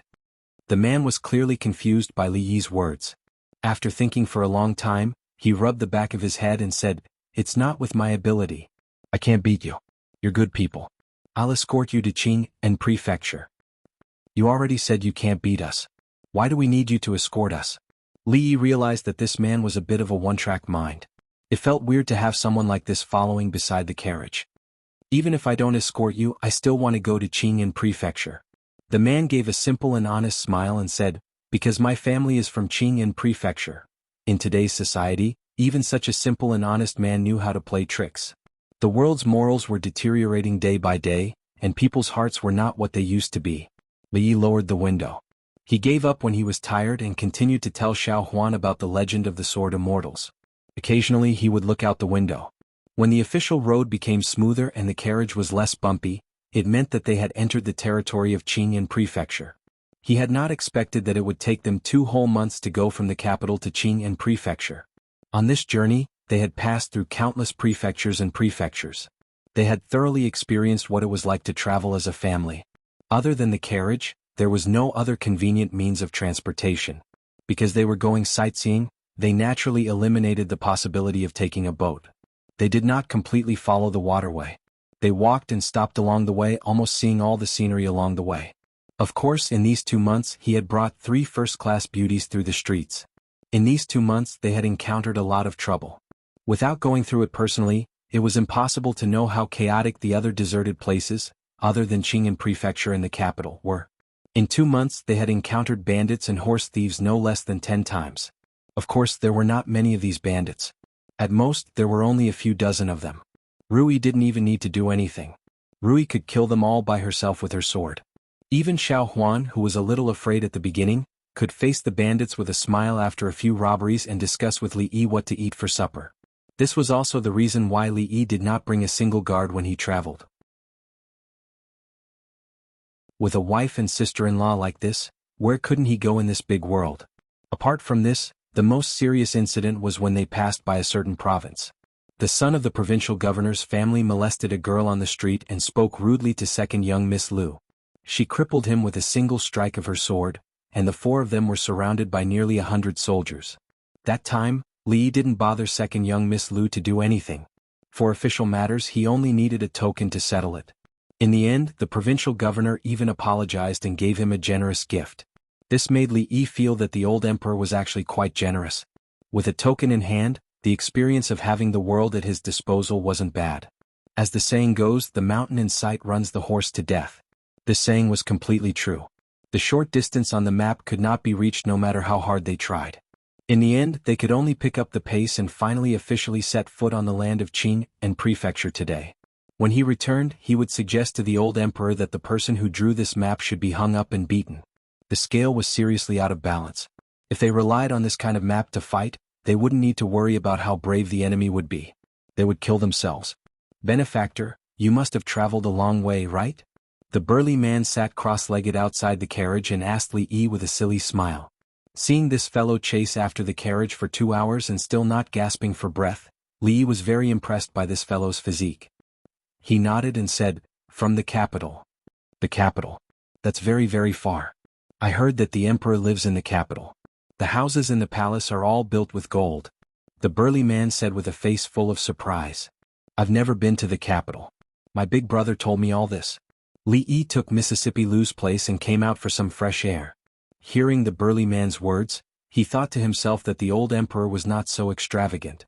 Along the way he saw many people rushing in the same direction on the official road. Puzzled, he asked, "What's going on up ahead?" The burly man chuckled and said, "Benefactor, you probably don't know about this, but these people are all heading towards the Qin family ditch. There's a newly built brothel there. No, I think it's called a theater or something, but it's all the same. There's a big show inside. You can go in for 2 copper coins, but you can only stand and watch for 2 copper coins. I've only gone in once. Oh my God, that female ghost is so scary." At the mention of the theater, the burly man seemed to have turned on a chatterbox. He talked nonstop to Li Yi and said, "Speaking of this theater, it's amazing. It's opened all over Qing Prefecture. The shows inside are amazing. Female ghosts, white snakes. I've never seen them before. There's even an arena in the theater for those martial arts masters to fight in. There's some ranking list of martial arts masters. Watching them fight is even better than watching a big show. The only problem is that there are too many people around, so I can't squeeze in." The burly man talked nonstop as if he didn't know fatigue. However, when he was talking about these things, he always had a faint smile on his face. Before he left, he completely handed over the matters of the theater to Old Man Sun and Wan Ruoqing. At that time he told them not to rush to expand and to wait until everything was stable before slowly developing.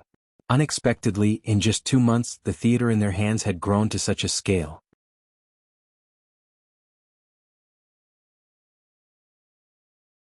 Chapter 402. Ah! The bare-shouldered girl let out a long yawn and climbed out of bed.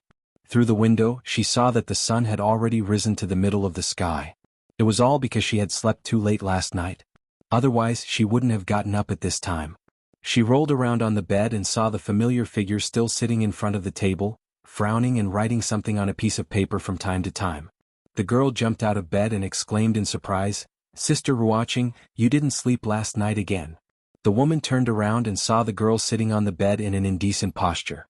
She pointed at the girl's undergarment that had slipped halfway down and turned back to write on a piece of paper. "There are some things that need to be taken care of, and the personnel arrangements for the newly built theaters haven't been decided yet.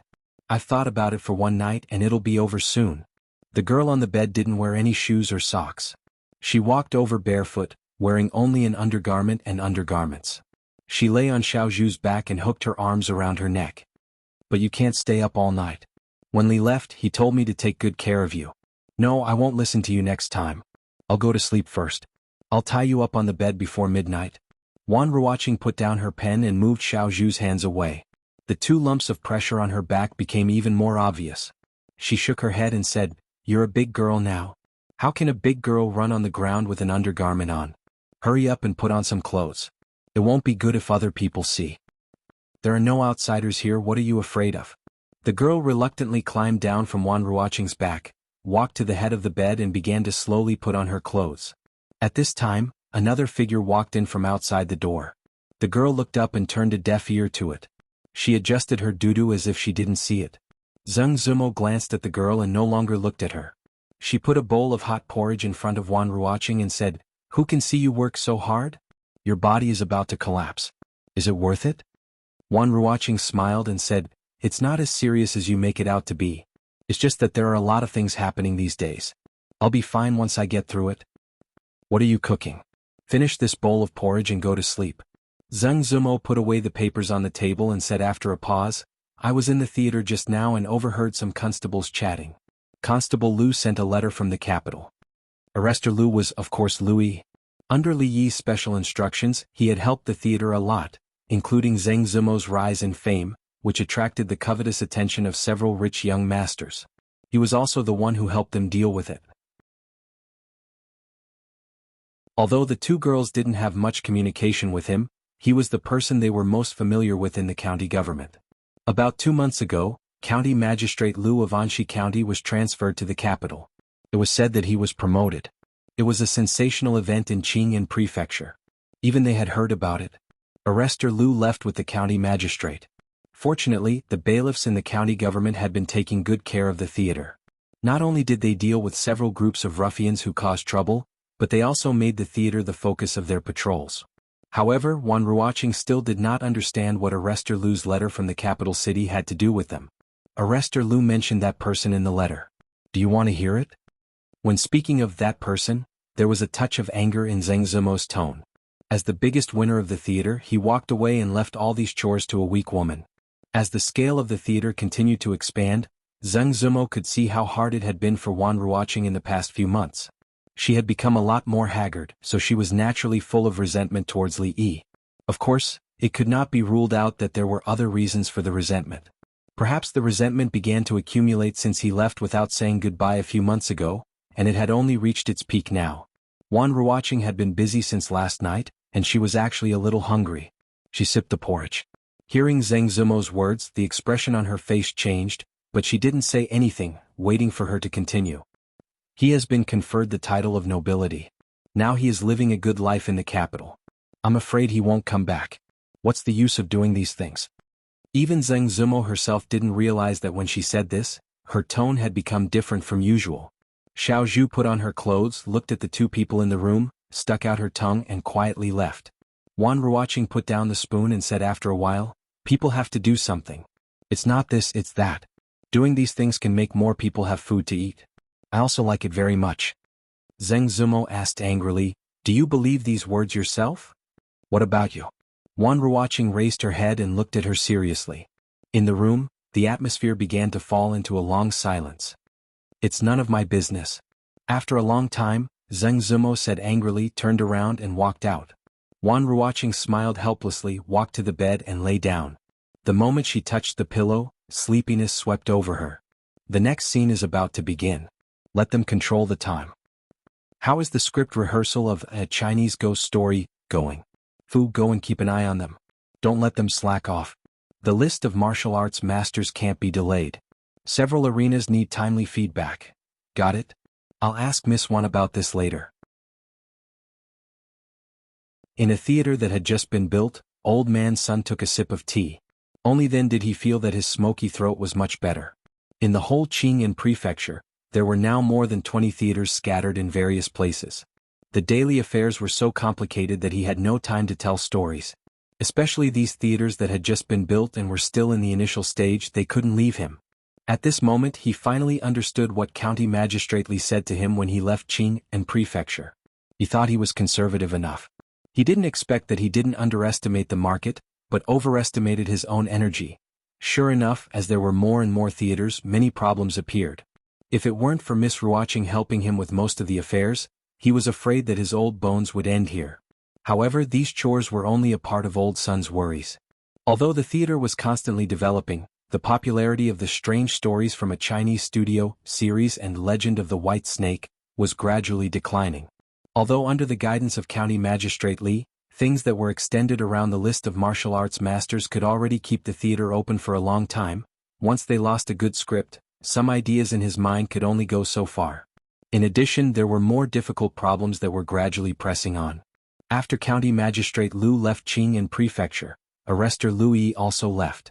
They had lost their biggest support, the newly appointed county magistrate.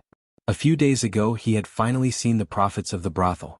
After he had hinted a few times, but Lu Yi pretended not to know, he had finally begun to suppress them to varying degrees.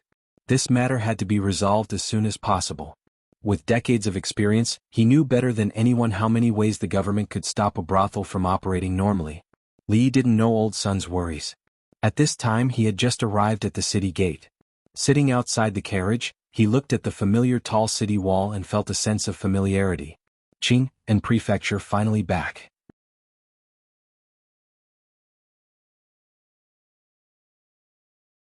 Chapter 403. Naturally, Li Yi's feelings for Qing'an Prefecture could not be compared to those in the capital. Even though the capital was more prosperous than here, there was no Willow Village, no Rui Square, no brothel, no theater, and even the name of a brothel was not as pleasing to the ear as the Jade Courtyard. After 2 months of traveling he had had enough fun, but it was also very tiring. Right now, Li Yi only wanted to quickly return home, lie on that familiar bed and have a good sleep. The carriage went straight through the city gate. Li Yi didn't know how many times he had walked this street. After 2 or 3 months, even the roadside vendors hadn't changed much. Li Yi even saw Daniel in a constable's uniform wandering on the road. The door of the Rui Square was tightly shut. The fat shopkeeper of the cloth shop next door moved a chair and sat in front of the shop. He continued to sigh about the poor business in the shop. Everything was the same as when he left. The honest man left halfway, so Li Yi had to drive himself. The carriage finally stopped in front of a large house. There were no adults at the door, but a few children were playing. Elder Fong had left the capital city a step earlier than them to pick up the people here. Now that 2 months had passed, they had probably arrived in the capital city a long time ago. However, this place did not seem to be uninhabited and they did not know why. Seeing Li Yi and the others get out of the carriage, the children immediately stopped playing and hid behind the door. When they saw them coming inside, they immediately scattered and ran deeper into the courtyard. Just as the 4 of them stepped into the house, a figure came out to greet them.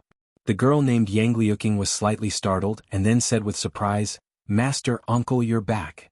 The room and courtyard were cleaned every day, even cleaner and tidier than when Li Yi left. According to Yang Liuqing, after Fong and the others left, the task of looking after the house was handed over to her and the children. These orphans no longer had to rely on begging for a living. The more honest ones were doing some simple work in the theater. The rest of them were not idle either. The older children led their younger brothers and sisters out to sell candied haws every day. The money they earned was enough to feed all of them and there was still a surplus. Uncle, after you left, elder son of the theater and the steward of the mansion would send some silver every half a month. It's all here. Yang Liuqing had the boys carry out a few boxes from the room and explained. Li Yi was not surprised that Ning Wangfu would send money every once in a while. As for the other money, Li Yi remembered that when he left, he had them use it to run the theater. The only person who had the power to decide the ownership of this money was Ruoqing. However, when he came, he heard the man say that elder son and the others had opened theaters all over Qing'an Prefecture. It seemed that the profits brought in by the theater were more than he had imagined. Under the premise of ensuring continued expansion, there was still so much surplus. He didn't need so much silver at the moment. If there were no accidents, the perfume business with Li Xian and Her Highness in the capital should be doing well. In the future, the silver would only flow into his home. No matter how much he had, it wouldn't be of much use. Originally, he thought that he would have to tidy up after coming back. He didn't expect to have such a diligent martial nephew. Li Yi could lie down and sleep when he returned to the room. In these 2 months, under the guidance of the deceptive map, it wasn't every day that he could coincidentally find an inn. Sometimes he could only sleep in the wild. Later, Li Yi simply made a few simple tents, but how could a tent be more comfortable than a bed? Even the blanket was just dried. He was too lazy to take off his clothes and shoes and directly lay down. After 2 months of bumpy and wandering, it was rare for him to have such a comfortable moment. After a while he fell into a deep sleep. When he opened his eyes again, the exhaustion accumulated over the past few days was swept away. He walked out of the room and found that the sky was already a little dark. Yang Liuqing was practicing swordsmanship alone in the courtyard. Although Mississippi Lu still hadn't officially acknowledged her as her disciple, she would occasionally give her a few pointers. Although the 2 of them weren't master and disciple in name, they were actually master and disciple in reality. Therefore, Li Yi had picked up a martial nephew for free. Although his martial uncle's ability was probably maybe okay, Li Yi admitted that he couldn't beat Yang Liuqing, but who asked him to have a powerful sister-in-law? As for Yang Liuqing, Li Yi still had some appreciation in his heart. It could even be said that he admired her. Among the people he knew, in terms of persistence and diligence, if she was the second, no one could be called the first. In the days when Mississippi Lu didn't agree to accept her as a disciple, she came here early in the morning to clean and left in the evening. She persisted for a long time. Whenever she was free, she could be seen practicing swordsmanship outside. Not only did her frequency far exceed Li Yi's, but even Mississippi Lu was not as good as her. Perhaps this was also one of the reasons why Mississippi Lu changed her original intention. Seeing Li Yi coming out of the room, Yang Liuqing hurriedly stopped and said, "Master and martial uncle have returned to Willow Village. They asked me to wait for you to wake up and tell you." Li Yi nodded, indicating that he understood. Willow Village was the place where Rui and the others grew up. Of course, they had to visit this time when they came back. Even Xiao Huan had mentioned it many times along the way. They might not have many opportunities to come back in the future. On the way here, they had agreed to go back to the village and stay for a few days. Willow Village carried too much weight for them. This was the childhood memory of the 3 sisters. Li Yi didn't want to join in the fun. He slept for a long time and was a little hungry. He planned to go out and find something to eat. He used to walk the road from the house to Rui Workshop, and now it was no exception. Rui Workshop wasn't open, and Li Yi didn't intend to cook by himself. He entered from the entrance of the Hua market and walked to the door of a courtyard. He found that the door was actually not closed. Li Yi gently pushed the door and went in. There was a faint light coming from inside the room. He was going to go in, but suddenly it seemed that he smelled something. He sniffed, and the next moment his face immediately showed an expression of surprise. He didn't choose to go straight but turned into a small room on the side.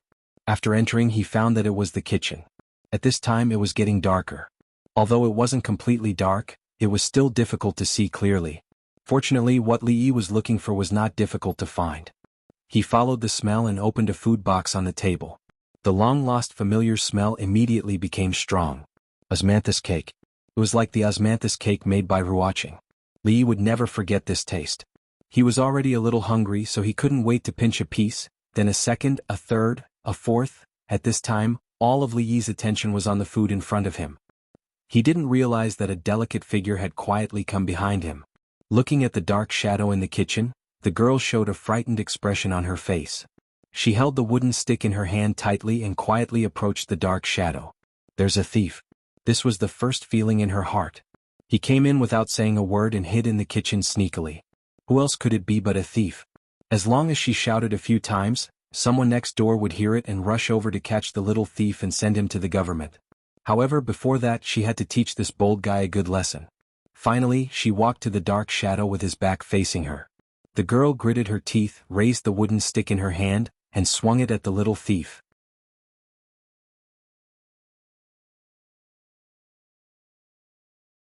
Chapter 404. Although the girl's strength was not great, when she used all her strength, the wooden stick cut through the air and made a sound of wind. Li Yi picked up the osmanthus cake with one hand, and suddenly reached behind him with the other hand, grabbing the wooden stick with great precision in the dark. Mississippi Lou's previous devilish training was very effective, making his skills a lot better than in his previous life. He couldn't beat a martial arts master, but he could deal with a weak girl. The girl didn't seem to expect the little thief's reaction to be so fast. Her attack missed, and she subconsciously opened her mouth to scream. However, when she opened her mouth, a piece of osmanthus cake was stuffed into her mouth before the sound came out.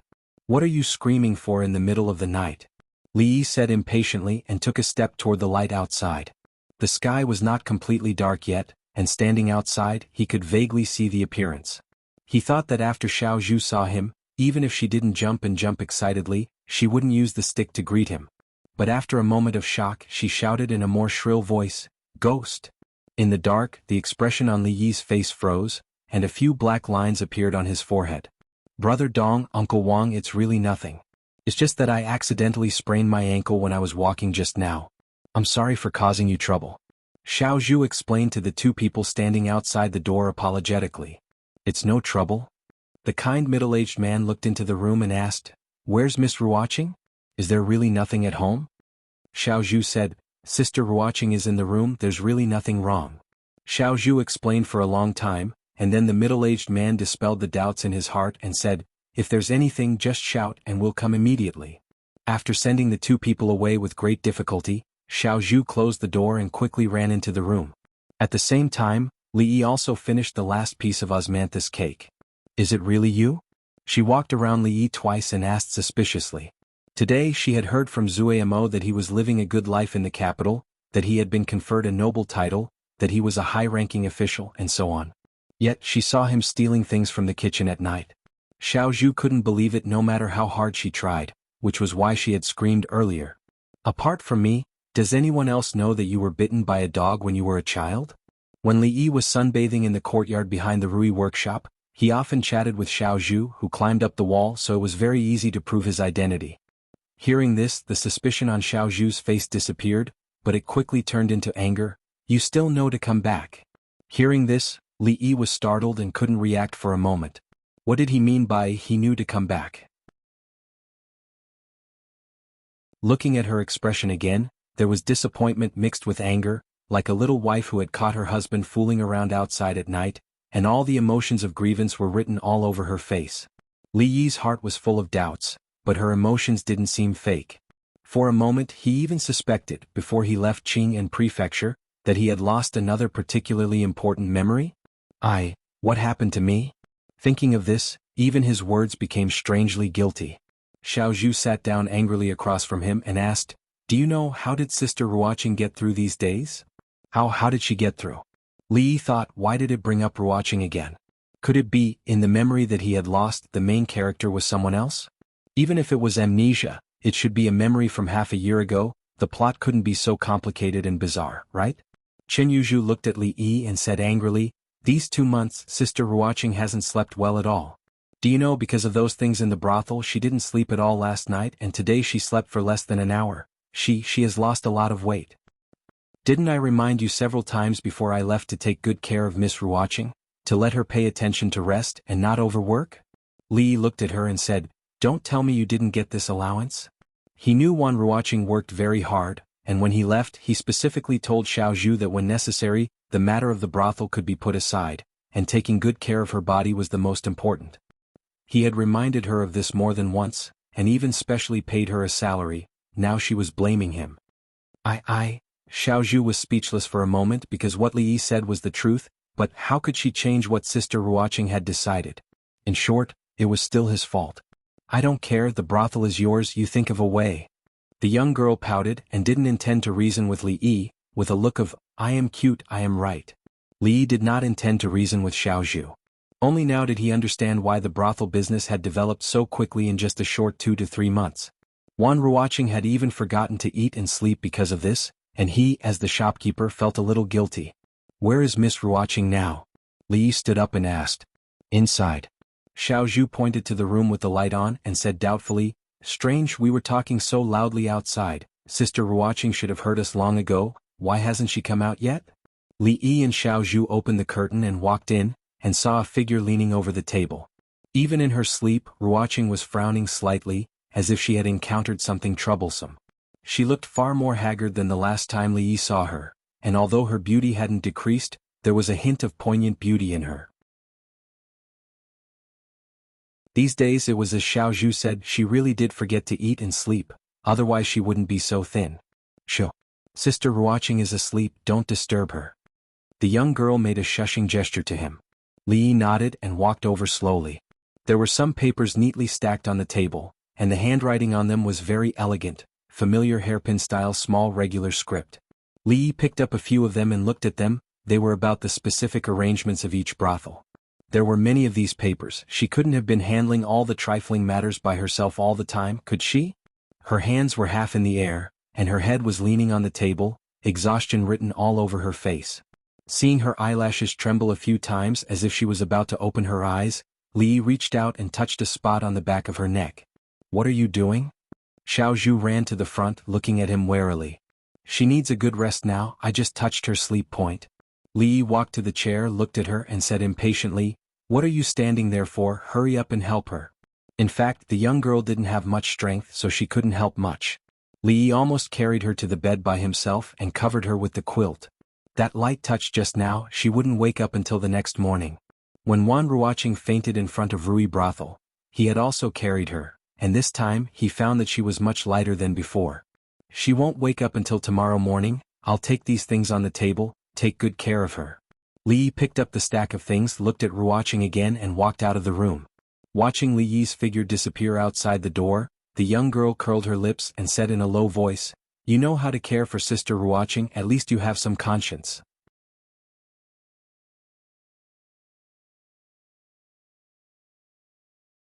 Chapter 405. The osmanthus cake could barely fill one's stomach, but it was not enough. Not far from Rui Lane, there was a noodle stall. Li Yi and Xiao Huan used to frequent it. He didn't expect the noodle woman to still be there. Li Yi ate another bowl of noodles. The woman didn't speak much and didn't seem to recognize that he used to be a regular customer of the noodle stall. She had many customers every day and it was difficult to remember one or two. After finishing the noodles and returning home, he lit the lamp and sat at the table. He took out the things he got from Ruoqing and carefully flipped through them. The handwriting on the paper was elegant and the content clear. Li Yi didn't have to spend much effort to have a comprehensive understanding of the current situation of the theater. There were about 20 theaters in Qing and Prefecture, with the prefecture as the center and extending outwards. Because of the lack of manpower, it had almost reached the limit of expansion. As for the Jianghu and Wulin, they were all handled by Old Man Sunday. The authority of the Wulian hero ranking increased day by day. There were even some brothels outside the city that provided arenas for all kinds of masters to compete for rankings. The masters participating there were free of charge, but the spectators had to pay a certain fee. Of course, no one was short of a few copper coins. Many people felt that watching two people fight on the stage was much more interesting than watching a group of people perform. Therefore, there was no lack of spectators for every competition, and the profits could not be ignored. It wasn't easy to develop to this point in 2 months. No one knew better than Li Yi how powerful this force was. Of course, the current development of the brothel had reached a bottleneck. If they wanted to keep the customers, they had to continuously innovate and have better stories and scripts. Fortunately, he still had to stay in Qin and Prefecture for a while longer. Taking advantage of this time, he could bring out the legendary cultural crystals. He had slept enough during the day and didn't feel tired. He took out a brush and paper. Xiao Huan wasn't there, so he could only grind the ink himself. After a while, Li Yi raised the brush and closed his eyes. When he opened them again, a thick book that others couldn't see floated in front of him. On the front page were 3 big words: Journey to the West. Before the chaos was divided, the world was in chaos and no one could see it. Ever since Pangu broke the primordial world and created the distinction between pure and turbid. As a few lines of small words appeared on the paper, the story of a monkey officially opened a new chapter in this strange world. In the courtyard next door, the girl's body moved about, using the moonlight to practice her swordsmanship. She would look up from time to time. Even when she was about to rest, the lights were still on. The moment Wan Ruoqing opened her eyes, she was stung by the sunlight shining through the window. She covered her eyes with her hand and sat up on the bed with a trace of doubt on her face. If she remembered correctly, she only wanted to take a nap on the table for a quarter of an hour. How did she end up lying on the bed? Moreover, the sky was clearly turning dark at that time. Why did it suddenly light up now? Was it an illusion? For her, from the time she laid on the table to the time she woke up on the bed, it seemed that only a quarter of an hour had passed. At this moment, her mind was still a little dazed. "You're awake." Just as she was trying to make her mind clear as soon as possible, a muffled voice suddenly came from the direction of the room door. Li Yi held a stuffed bun wrapped in paper in his hand and one in his mouth. Seeing that Wan Ruoqing had woken up, he gestured to her and said, "I just bought these buns with cabbage fillings. Do you want to?" Wan Ruoqing looked at him in a daze, her face was filled with amazement and shock. For a moment, she was unable to come back to her senses. After a while, she nodded and said, Then I'll have one." Li Yi was very clear on how long it would take for a person to wake up after their acupuncture point was hit. Therefore, when he came early in the morning, he bought breakfast for 2. Wan Ruoqing washed up for a long time before appearing in front of Li Yi again. She did not have any makeup on and her face was bare. She seemed to be in better spirits than last night. For a woman, someone who could meet her without makeup must have treated her as a true friend. Li Yi was very pleased about this, although he could not tell what had changed on her before and after putting on makeup. "Sorry, I didn't know that you don't eat cabbage buns. Xiao Zhu has already gone out to buy new ones." Just now, when Wan Ruoqing was washing up in the room, Xiao Zhu took a steamed bun and nibbled on it. When she realized that it was stuffed with cabbage, she told Li Yi that Wan Ruoqing never ate steamed buns with this kind of stuffing. She then went out to buy breakfast again. Actually, Li Yi did not like cabbage buns very much. Unfortunately, he had stayed up all night copying books and got up a little late in the morning. The bun shop had sold out the other fillings, so he had no other choice. Wan Ruoqing smiled and took a bite of a bun. After a while, she looked up at him and asked, When did you come back?" "Yesterday." Li Yi wiped his hands and said, "I came here last night. You were asleep at the time, so I didn't wake you up." Wan Ruoqing somewhat regretted not insisting a little longer yesterday, but she quickly changed the topic and said, "The theater." Seeing that she was going to talk about the theater, Li Yi waved his hand and said, "Don't worry about the theater for now. Rest well in the next few days. I'll take care of those things." The things he did related to the theater were only because he did not want to see the brothel closed down at the time. He did not think about how big or how good it was. Although his thinking was different now, he could not make Ruoqing work so hard just because of this. Wan Ruoqing nibbled on the bun and did not know what to say for a moment. They had not seen each other for more than 2 months. She thought she would have a lot to say, such as asking how he was doing in the capital and if he would not come back in the future. However, when the words were on the tip of her tongue, she did not say them in the end. "I advise you to let it go. That person is having fun in the capital. Maybe he has long forgotten about the things here. Zheng Zumo walked in from outside with a food box in her hand. She would persuade Wan Ruoqing like this several times a day, but today she closed her mouth before she finished speaking. Looking at the back of the figure sitting across from Wan Ruoqing, a trace of doubt and disbelief quickly flashed through her eyes. A moment later, Li Yi took a sip of the porridge Zheng Zumo brought over with a spoon. He looked up at her and asked, "By the way, what did you say about having fun?" "Nothing." Seeing his indifferent look, Zheng Zumo gritted her teeth and said, "Where did you buy the porridge today?" Li Yi suddenly asked. "What?" Zheng Zumo turned to look at him, feeling a little nervous for no reason. "Don't go to that store in the future. You can't even control the heat of ordinary porridge. Sooner or later you will have to close. Eat it or leave it." Zheng Zumo snatched the bowl from Li Yi's hand, put it back in the food box and walked out angrily. What's wrong with her? Li Yi looked at Wan Ruoqing and asked in confusion. He did not offend her in any way today. Could it be that she was still holding a grudge over that misunderstanding? The first time they met was like this. Li Yi felt that the boat of friendship between the two might be overturned. Wan Ruoqing pondered for a moment and said, "Nothing. It's just that the porridge just now was made by Zumo herself."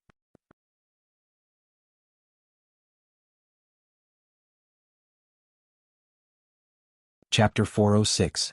Maybe it's because of the 2 cabbage buns just now that affected my taste. Li Yi gulped down the plain porridge and said, "From a gourmet point of view, it's best not to eat anything messy before tasting delicious food. This porridge is very good. It would be nice if there was another plate of pickled vegetables or pickled cucumbers." Without participation there was no right to speak. If this porridge was sold it would be fine. He could judge it after spending money. It was not the behavior of a gentleman to eat and drink someone else's porridge and complain that it tasted bad. Although Li Yi's definition of himself was not a gentleman, in order to save the boat of friendship between him and Zheng Zumo that was on the verge of collapse, he could only speak against his conscience. If Mississippi Lu was sent by God to go against him, making Li Yi feel that he owed her something in his previous life that needed to be repaid in this life, then Li Yi was extremely suspicious that Zheng Zumo had done something wrong to him in his previous life that caused him to ruin her things unintentionally every time. Before the two met, because of his negligence he made a big mistake on the portrait of her and Mississippi Lu. Later he was dragged to the Jade Courtyard by Li Xian for the first time and ruined her performance. Later, in order to avoid Mississippi Lu, he accidentally broke into her boudoir and saw everything that should not have been seen. In this way she should have owed him a lot in his previous life. Of course, because of the last thing, when he faced Zheng Zumo he actually felt a little guilty. In this era, if a man saw a woman's body in order to keep her chastity, she would either marry him, kill him, or commit suicide. Of course, it was impossible to marry him. Li Yi estimated that with her arrogant personality, she would definitely look down on him. At the same time, for the sake of his and her safety, the probability of the first event happening was 0. However, she neither wanted to kill him, nor did she force him to do so. Not only did she not mention that incident, but she also helped him cover up the embarrassment in front of Mississippi Lu. A real man must take revenge and repay kindness. That was why he sent her poems to help her compete for the top courtesan before he left. However, the whole story had just been learned from Wan Ruoqing. Li Yi could only bury his head in the porridge. He didn't even have time to wipe the cold sweat on his forehead. If Zheng Zumo hadn't redeemed her freedom before those poems were spread, she might still be in the fire pit of the Jade Yard. She might not even be able to get out for the rest of her life. That was to say, he almost accidentally caused a disaster again. Li Yi secretly rejoiced in his heart. Fortunately, Zheng Zumo had foresight. If she had redeemed herself a little later, he really wouldn't have been able to repay the debt in this life other than dedicating himself to her and giving her the only 100 kilograms of flesh he had. So, at that time she didn't even think about competing for the top courtesan. He was being overly sentimental. Not only did he not repay the favor, but he owed her even more, making her the absolute goddess in the heart of Qing and prefecture and even everyone who heard those poems. The star of this era, the national goddess that countless people would spend a lot of money just to see once, was also in constant trouble. Every day she had to face countless crazy bees and butterflies. She didn't even dare to go out without a mask and sunglasses. Li Yi decided not to speak for the time being to avoid embarrassment. The white porridge in the bowl was quickly finished. He seized the portion that originally belonged to Xiao Zhu, trying to use eating as an excuse to shut his mouth. The embarrassed expression on Zheng Zumo's face eased slightly. She took this as a way for Li Yi to make amends. "I'm back." It's too late today and a lot of porridge shops are sold out. I ran half a street to buy it. Xiao Zhu came in with a food box. Seeing that Li Yi was already sitting at the table eating porridge, and then looking at Zheng Zumo sitting across from him, her little face couldn't help but change.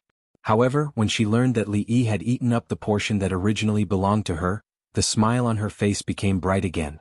She cast a grateful look at him. Finally, she had a good reason to eat the porridge she bought. In order to resolve the awkwardness between the two, Wan Ruoqing glanced at Zheng Zumo and said to Li Yi, "During this time, Zumo has also helped us a lot. She helped to draw the curtains and backgrounds of some plays." Zheng Zumo's power alone was limited.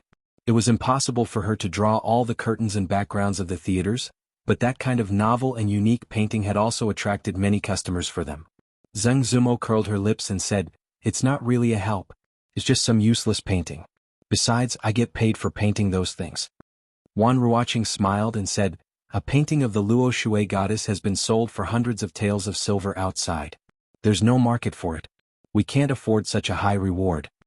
Zheng Zumo glanced at Li Yi. Speaking of which, the growth of her fame and the improvement of her painting skills were all thanks to him. However, although her paintings were very valuable now, it was nothing more than because they were rare. If they could be bought easily, then what was the difference between them and the common goods on the street? Moreover, she was not short of money at all, and did not need to sell her painstaking efforts. Li Yi was a little full now, but seeing Zheng Zumo's appearance, he knew that the boat would not capsize this time. He suddenly felt that the 2 bowls of porridge just now were the 2 most meaningful bowls of porridge he had ever eaten. He came over in the morning to give the first few chapters of Journey to the West to Wan Ruoqing so that the storytellers could familiarize themselves with it first. The official serialization would begin tomorrow. At the same time, he hadn't been to the theater for a long time. He wanted to see what the theater was like now. "I'll take you there." The nearest theater was only a few dozen steps away from here. Li Yi and Wan Ruoqing walked out of the door and happened to meet a group of people coming from the front. Seeing those people, Zheng Zumo, who was walking at the back, changed her expression. She was about to retreat, but it was too late. "Miss Zumo, what a coincidence." A young man at the front immediately greeted her and said with a smile, "So this is the Luo Shui goddess. Indeed, seeing is believing. She is indeed a peerless beauty. Miss Zumo, I have set up a banquet at the Agarwood Tower today. I wonder if you can do me the honor?" Most of these people were young men. After one of them took the lead, the others came forward one after another, talking politely and attentively. Some of them had seen Zheng Zumo countless times. They tried to please her many times, but she didn't take them seriously. Some of them came purely because of her reputation. They felt that although this Luo Shui goddess was extremely beautiful, she didn't seem to be as exaggerated as described in the poem. She was not much better than this year's champion, Lu Qiao, and even comparable to the woman next to her. But since she was so famous and almost everyone in Qing'an Prefecture knew her, there must be a reason. Thinking about it this way, it made them even more curious. Li Yi was also stunned by this sudden scene. It was one thing to hear Wan Ruoqing say it, but it was another thing to see Zheng Zumo's pursuers with his own eyes. Who would have thought that in ancient times, there were fans of their idols who came to stop them? The young man looked talented and seemed to be well-read, but he actually said such a lame reason like, "What a coincidence." Die-hard fans really lowered their intelligence. As for the person who set up the banquet at the Agarwood Tower, who would treat their idols to a meal so casually? They should at least take out thousands of taels of silver to show their sincerity. Seeing this scene in front of him, an idea suddenly emerged in Li Yi's mind.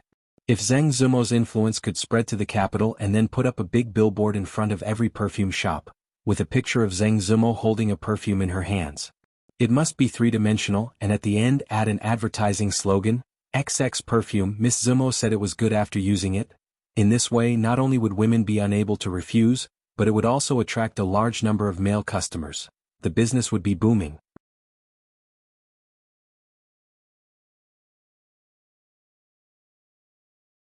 Chapter 407. In this world, no one knew better than Li Yi how powerful the fan effect was.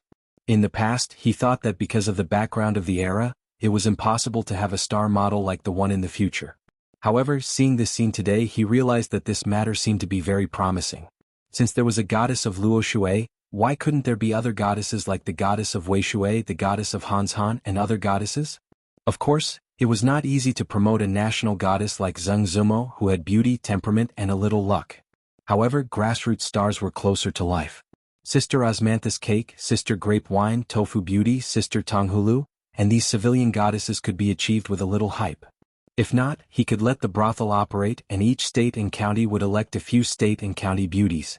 Then he could push out a few newcomers signed by his family. Excellent actors not only relied on acting skills to make a living, but also had extremely high requirements for appearance. With a foundation, the event was held by his family, and the final right of interpretation was also up to him. As for the result, it was nothing more than a matter of going through the process. When he became famous, he could endorse for those rouge, cosmetics, jewelry and the like, cut ribbons, attend commercial performances and so on. This was all a business without any cost. By the way, he couldn't let go of the goddess of Luoshui. He had to sign her first, lest others take advantage of her. She had a good relationship with Wan Ruoqing. When the time came, he could play the emotional card and the possibility of success was not small. After all, the reputation of the goddess of Luoshui was ready-made. There was no need to invest any resources. This was a big advantage. Those who always wanted to take advantage of others generally couldn't take advantage of others. Li Yi only understood this after a long time. At this time he only felt a slight tightness on one arm, and he could feel the softness and smoothness through a layer of clothes. He looked at Zheng Zumo, who came up to take his arm, and his brain was a little confused for a moment. What was going on? Watching the legendary goddess of Luoshui, Miss Zumo, leave with a young man's arm, everyone stood there in a daze, unable to believe their eyes. Could it be that Miss Zumo was already taken? Except for husband and wife, who would do such a thing in public between a man and a woman? If heartbreak had a sound, Wan Ruoqing and Xiao Zhu would definitely feel that it was particularly noisy around them at this moment. However, they had no time to care about these people now. Seeing Li Yi and Zheng Zumo leave, they hurriedly followed. Only the group of young people remained in the same place. They all had different expressions on their faces, but the one thing they had in common was that the smiles on their faces were no longer there. She hadn't said anything just now, but she had said everything. How is this possible? Who is that person? Why haven't I seen him before? She is Lady Zueimo, the goddess of Luoshui. Many people were still unable to accept what they had just seen. Goddesses should exist high up in the clouds. Why did they have to descend to the mortal world all the time? A goddess marrying a man was a huge blow to them. It was likely that many people would leave the fan club because of this. Li Yi was stunned for a moment before he immediately understood what had happened. Of course, Zheng Zumo couldn't have suddenly fallen in love with him and wanted to force a confession. The only explanation was that she wanted to get rid of these crazy bees and butterflies and used him as a shield. However, how could she not ask for his opinion? A shield also had dignity. Don't move. This is all your fault. It should be solved by you. Sensing that Li Yi wanted to pull his hand out, Zheng Zumo whispered, and at the same time she used some strength in her arm. Li Yi stopped moving around to avoid accidentally touching something he shouldn't. If he moved again in this position, Zheng Zumo would definitely think that he wanted to take advantage of her. Fortunately, they were only a few dozen steps away from the theater. When the two walked in from the back door, Zheng Zumo immediately let go of him. Wan Ruoqing walked over from behind and looked at Zheng Zumo, not knowing whether to laugh or cry. She said, "You, forget it. This is indeed the most effective way." Seeing that Zheng Zumo was actually looking at him proudly, Li Yi was quite speechless. If it was in modern times, it was not uncommon for girls to hug and kiss, let alone hold a shield's hand. This was how it was played in many TV dramas. The shield was generally a standard tall, rich and handsome man with both looks and wealth. The female lead was a sweet and innocent girl who acted as a play for her ex-boyfriend or ex-boyfriend's current girlfriend or ex-boyfriend's current boyfriend. Then, under a miraculous fate, after 20 or 40 episodes of twists and turns, after experiencing all kinds of setbacks and blows, they would end up together with the original shield, making countless ignorant girls in front of the TV jealous. However, this was not modern times, nor was it an idle drama. Could it be that the shield had already appeared thousands of years ago?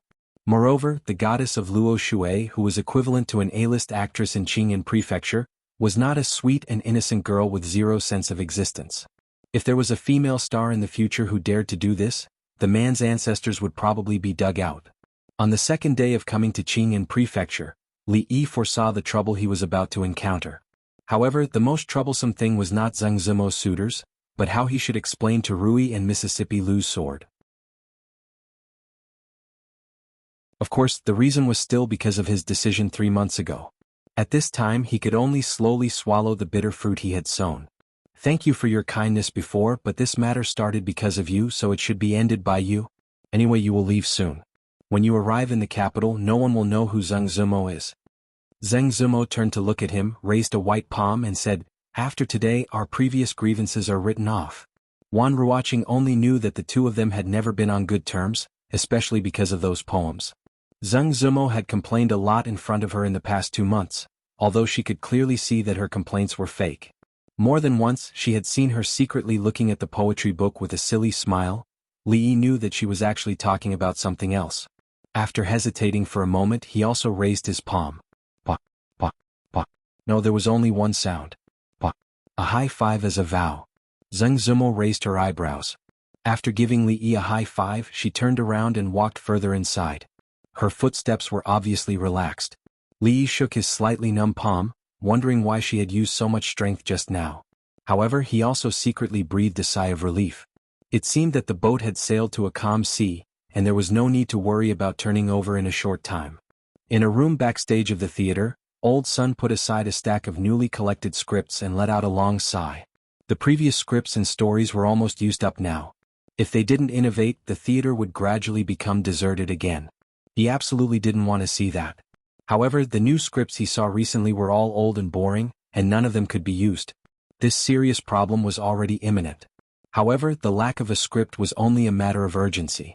There was another matter that was really urgent. The new county magistrate Wei was obviously not easy to deal with. How could they fight with the county magistrate in the territory of Anxi County after losing their backer? The sound of footsteps came from the door. Old Sun suppressed these emotions, turned his head, looked at the person and said doubtfully, why is Miss Zumo here now? Miss Ruoqing is not here now. I'm afraid you have to go home to find her. Before Zheng Zumo answered, 2 other figures walked in from the door. Hey, Miss Ruoqing is here. I happen to have something to talk to you about. Old Sun didn't finish his words. Looking at the young man who walked over side by side with Ruoqing, he was stunned for a moment. The wrinkles on his old face were like blooming chrysanthemums. He said in surprise, Sir, you're finally back.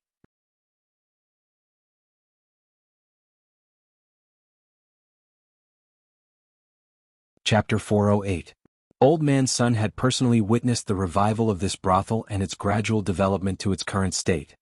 He could see gratifying changes almost every day, and all of this stemmed from the miraculous means of the person in front of him. As long as he came back, all the problems would be solved. Lack of new stories and scripts? Pressure from the local officials?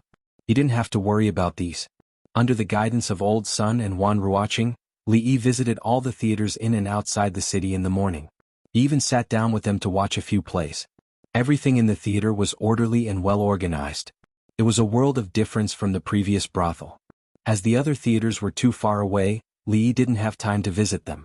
As for the special performances for martial artists, they were far away outside the city. Naturally, he didn't have the chance to see them today. Along the way, Old Sun kept telling him about the development of the theater these days. The reputation of the Qing and prefectural theater had spread far and wide. There were more than 20 theaters, which almost included most of the actors living at the bottom of the society. Even actors from other states and counties came to seek shelter. However, because there were too many people, the theater couldn't accommodate them all. Now they could only do some chores. As long as they could eat, it was good. Old Sun talked incessantly. All of them are very grateful to you. They hope that we can bring the theater to other states and counties. There are countless actors living in poverty there. In the past, most of these actors worked alone. They built a small shed in Hua City or formed a group. They could only rely on tips to survive. They had the last meal, but they didn't have the next one. They even wandered around the prefectures. Because of their lowly status, they couldn't do anything else. Their profession didn't allow them to live a stable life. Suddenly, there was such a place. They only had to do what they had always been doing. Their food and accommodation were provided and they were paid a lot. They didn't have to run around. Which actor wouldn't be tempted?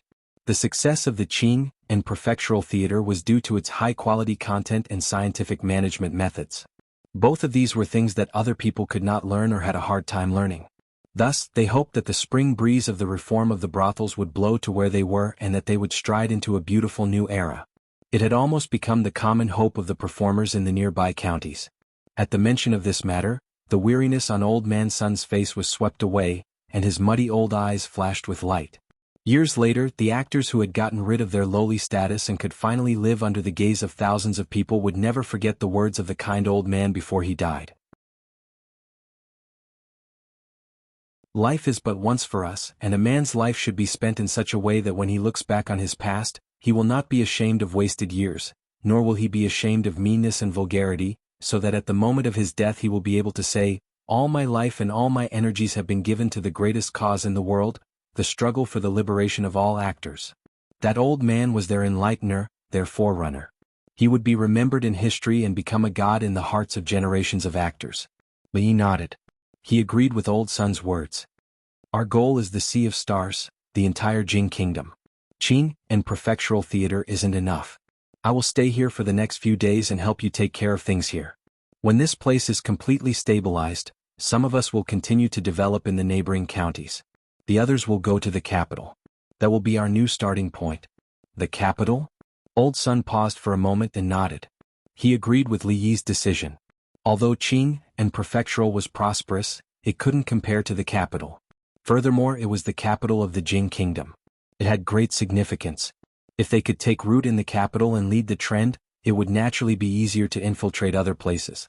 Sir was indeed a sir. His knowledge was far beyond what he could compare. Old Sun had already decided that he had to go to the capital personally. He had spent half his life wandering around.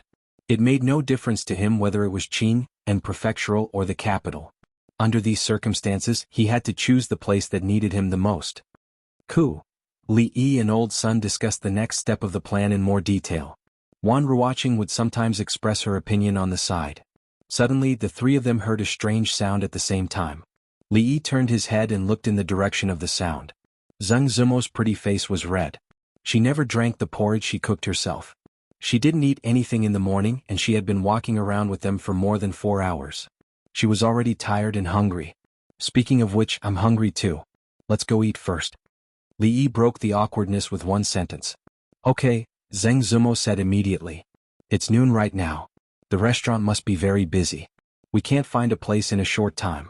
It should be faster if we cook some simple dishes ourselves. Wan Ruoqing thought about it and suggested. Although Zheng Zimo was very hungry, she thought that what she said made sense. She had to endure a little longer. Why don't we go to my house? Wan Ruoqing and Old Sun were both great contributors to the theater. They were the most important veterans. Li Yi felt that it would be more sincere to invite them to his house for dinner. Moreover, it would be more convenient to discuss the future development of the theater at home. As for Zheng Zimo, it would be to repay her for the porridge in the morning. Let's go to the restaurant. Zheng Zimo heard this and immediately shook her head. Wan Ruoqing hesitated and also said, Why don't we go to my place? It might be more convenient. It's not convenient. There is no one at home anyway. I have to cook if I go back alone. Li Yi waved his hand and said, It's decided. Strangely, the two women didn't raise any objections this time. As for Old Sun, eating was a small matter for him. It didn't matter where they ate. He also wanted to talk to Li Yi about the development plan of the theater. He bought 2 candied haws on the roadside for Zheng Zimo to eat first. On the way back, he also bought all the necessary ingredients. When the 4 people walked into the yard, Zheng Zimo looked around. She only saw the girl named Yang Liuqing cleaning the yard. There was no one in the house. For some reason, her heart quietly relaxed. Uncle, you're back. Yang Liuqing put down the broom, first bowed to Li Yi, and then slightly gestured to Wan Ruoqing and the others. Some children worked in the theater. She naturally knew Old Sun and Wan Ruoqing. She had also seen Zheng Zimo a few times, but she didn't talk much. Put these in the kitchen first. I'll go change clothes. Li Yi handed the things in his hand to her, then turned to Wan Ruoqing and said, You guys do as you please. You must be tired after walking all morning. Go inside and rest for a while. I'll come out soon. They were all old friends, so there was no need for formalities. Wan Ruoqing and Zheng Zimo were already used to him being like this. It was Old Sun who looked a bit restrained. You guys go in and rest. I'll go help in the kitchen. Seeing Yang Liuqing enter the kitchen with the dishes, Wan Ruoqing also followed. I'll go too. Zheng Zimo thought about it and immediately followed. Old Sun, of course, would not join in the fun. He sat on a stone bench in the yard, looking at the distant sky, and fell into deep thought. His Excellency was right. He had to look further. The capital was a new and most suitable starting point. Their ultimate goal was not Qing and prefecture or the capital, but the entire Jing kingdom. Even other countries could be considered.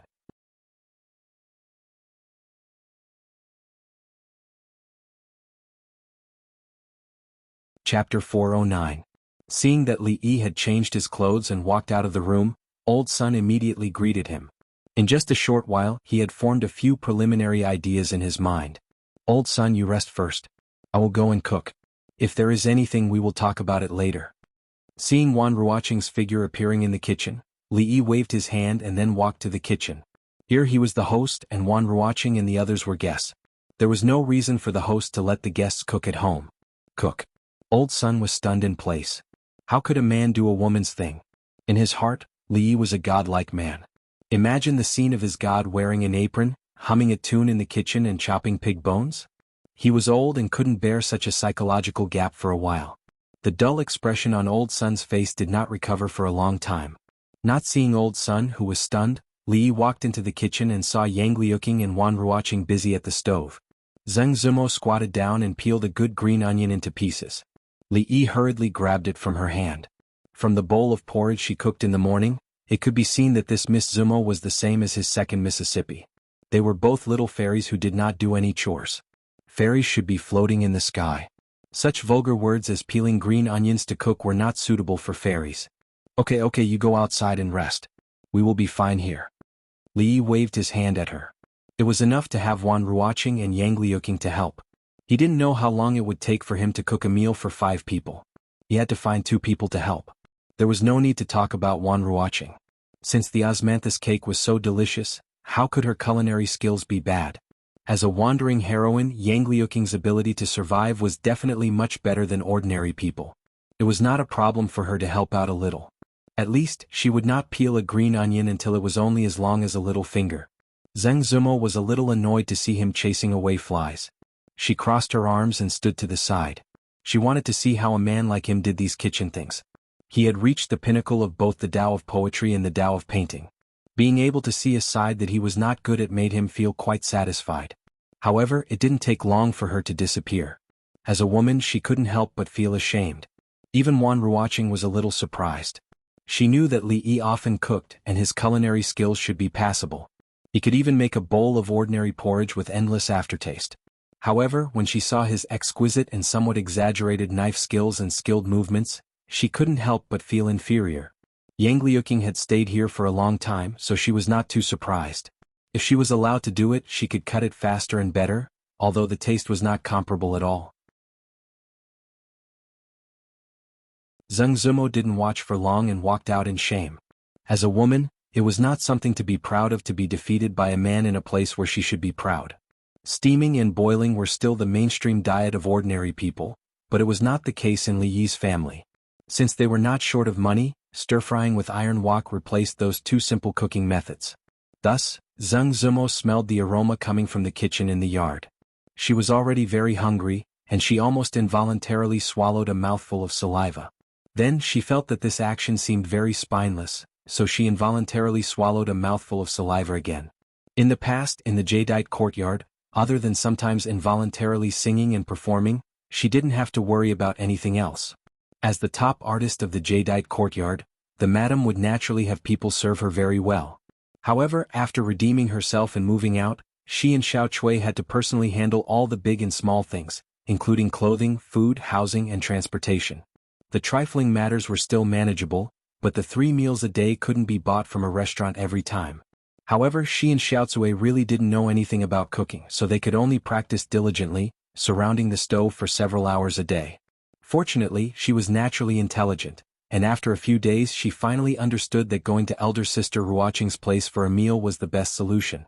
At this moment, smelling the fragrance in the air, she stared blankly at the direction of the kitchen, and her thoughts inevitably drifted away. If, a moment later, Zheng Zumo pinched her arm to expel that unrealistic thought from her mind. Wan Ruoqing and Yang Liuqing were in the kitchen. They helplessly found that other than picking the onions, peeling the garlic and occasionally passing seasonings to him, they couldn't do anything else. No, they could still carry the plates. Every time Li Yi finished a dish, he would ask them to bring it out. After a short time, 4 hot dishes, 4 cold dishes and 1 soup were all finished. A total of 8 dishes and 1 soup. It was already a very high standard to entertain guests. The square table was just enough for 4 people, but with the addition of Yang Liuqing, the 3 women were all skinny, so it didn't seem crowded even with 5 people.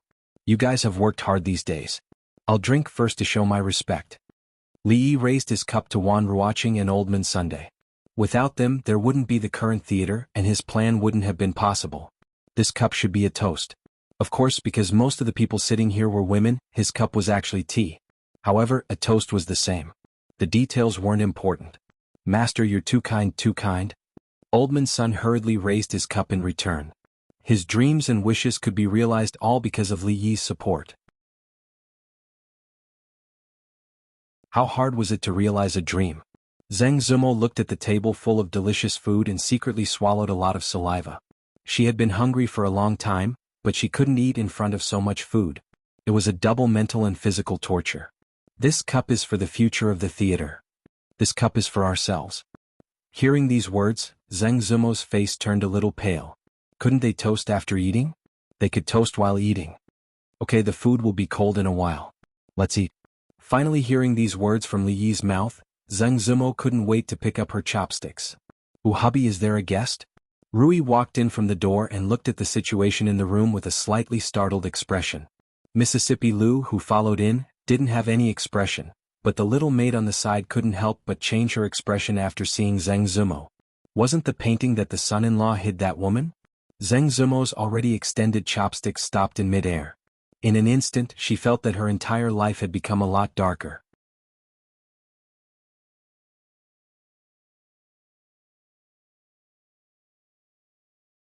Chapter 410.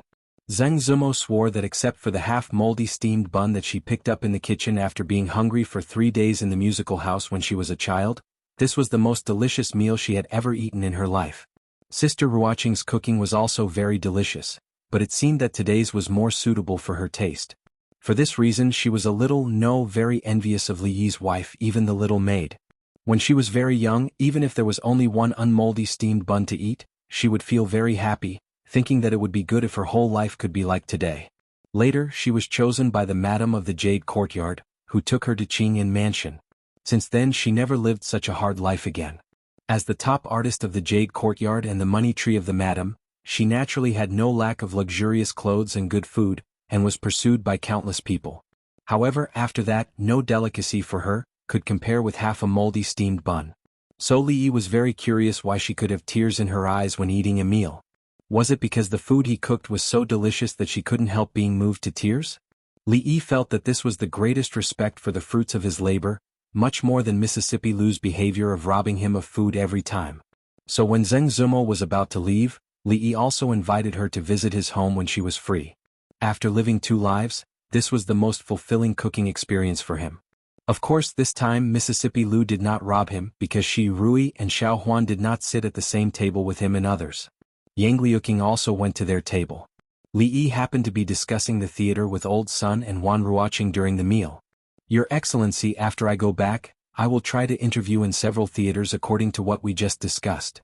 Old Sun's focus was not on whether the food was delicious or not, but on the matter of the brothel. This matter is not urgent. I will write a few new stories in these days, and when we attract enough guests, the effect will be better. Old Sun nodded repeatedly and asked tentatively, Then what about Master Wei? Li Yi smiled and said, Just do what you need to do. I'll take care of the rest.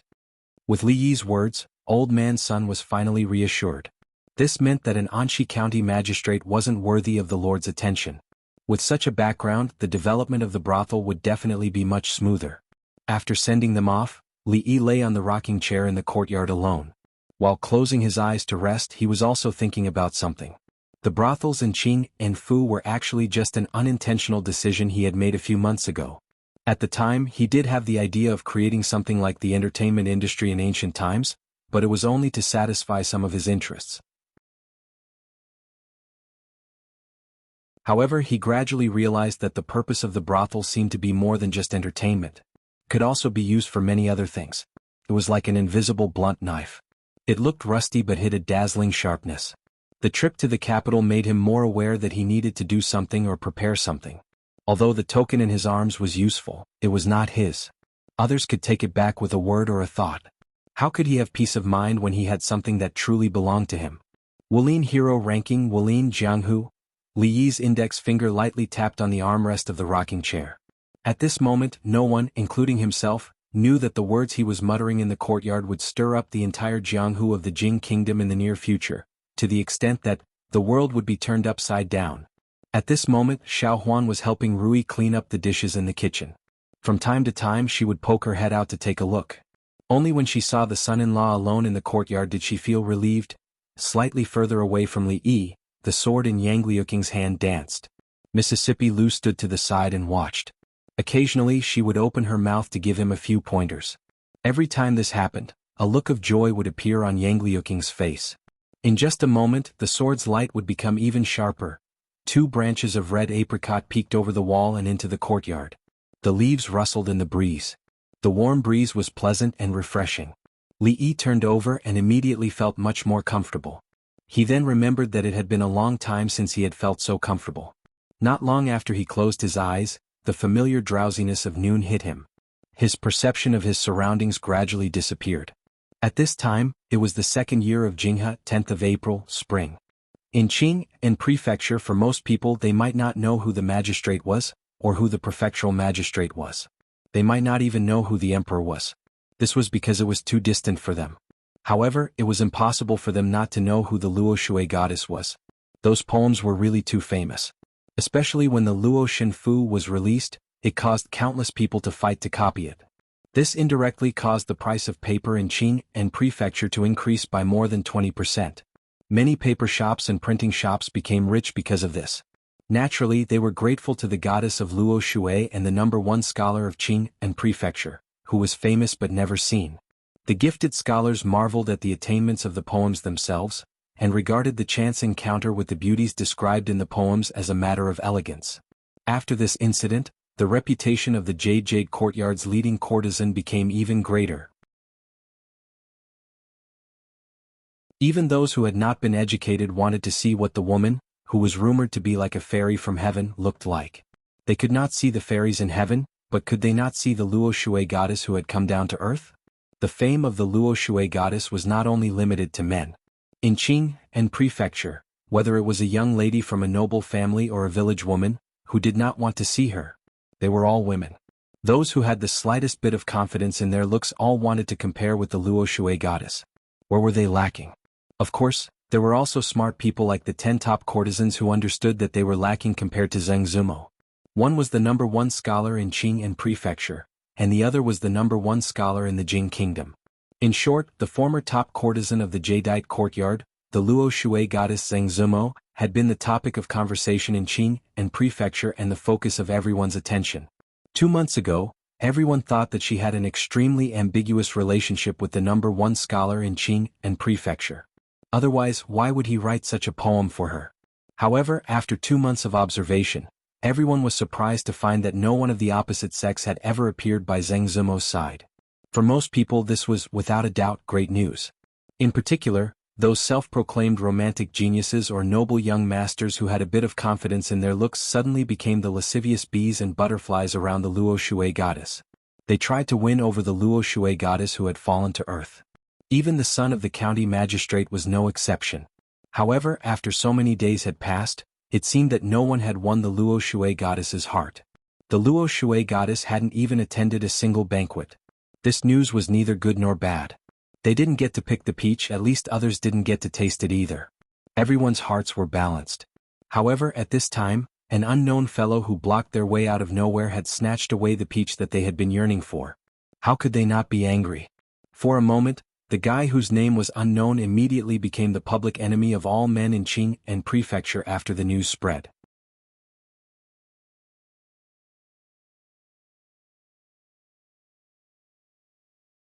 Chapter 411. Is there any news? Who on earth is he? I heard from the people I saw that day that the man looks unfamiliar. He doesn't seem to be very famous in the Qing and Prefecture. Could it be that he isn't from the Qing and Prefecture? This is outrageous. The Luo Shui goddess belongs to the Qing and Prefecture. How can she be taken away by an outsider? In just 2 days, topics such as, who on earth is the mysterious man beside the Luo Shui goddess, And what is the relationship between the outsider and the Luo Shui goddess, immediately became the hot topic of discussion. The speed at which it spread was enough to make people dumbfounded. In fact, the focus of people's discussion was no longer on Zheng Zumo. The man who appeared beside her that day was the focus of the public's opinion. Investigate. We must find out who he is. In a gorgeous mansion, a young nobleman ordered several servants. It's impossible for him to suddenly appear beside Lady Zumo. There must be something we don't know. Go and investigate. Apart from me, who else is worthy of the Luo Shui goddess? No matter who that person is, I will make him regret it. Messages and orders came from all corners and countless pairs of eyes stared at Zheng Zumo's residence.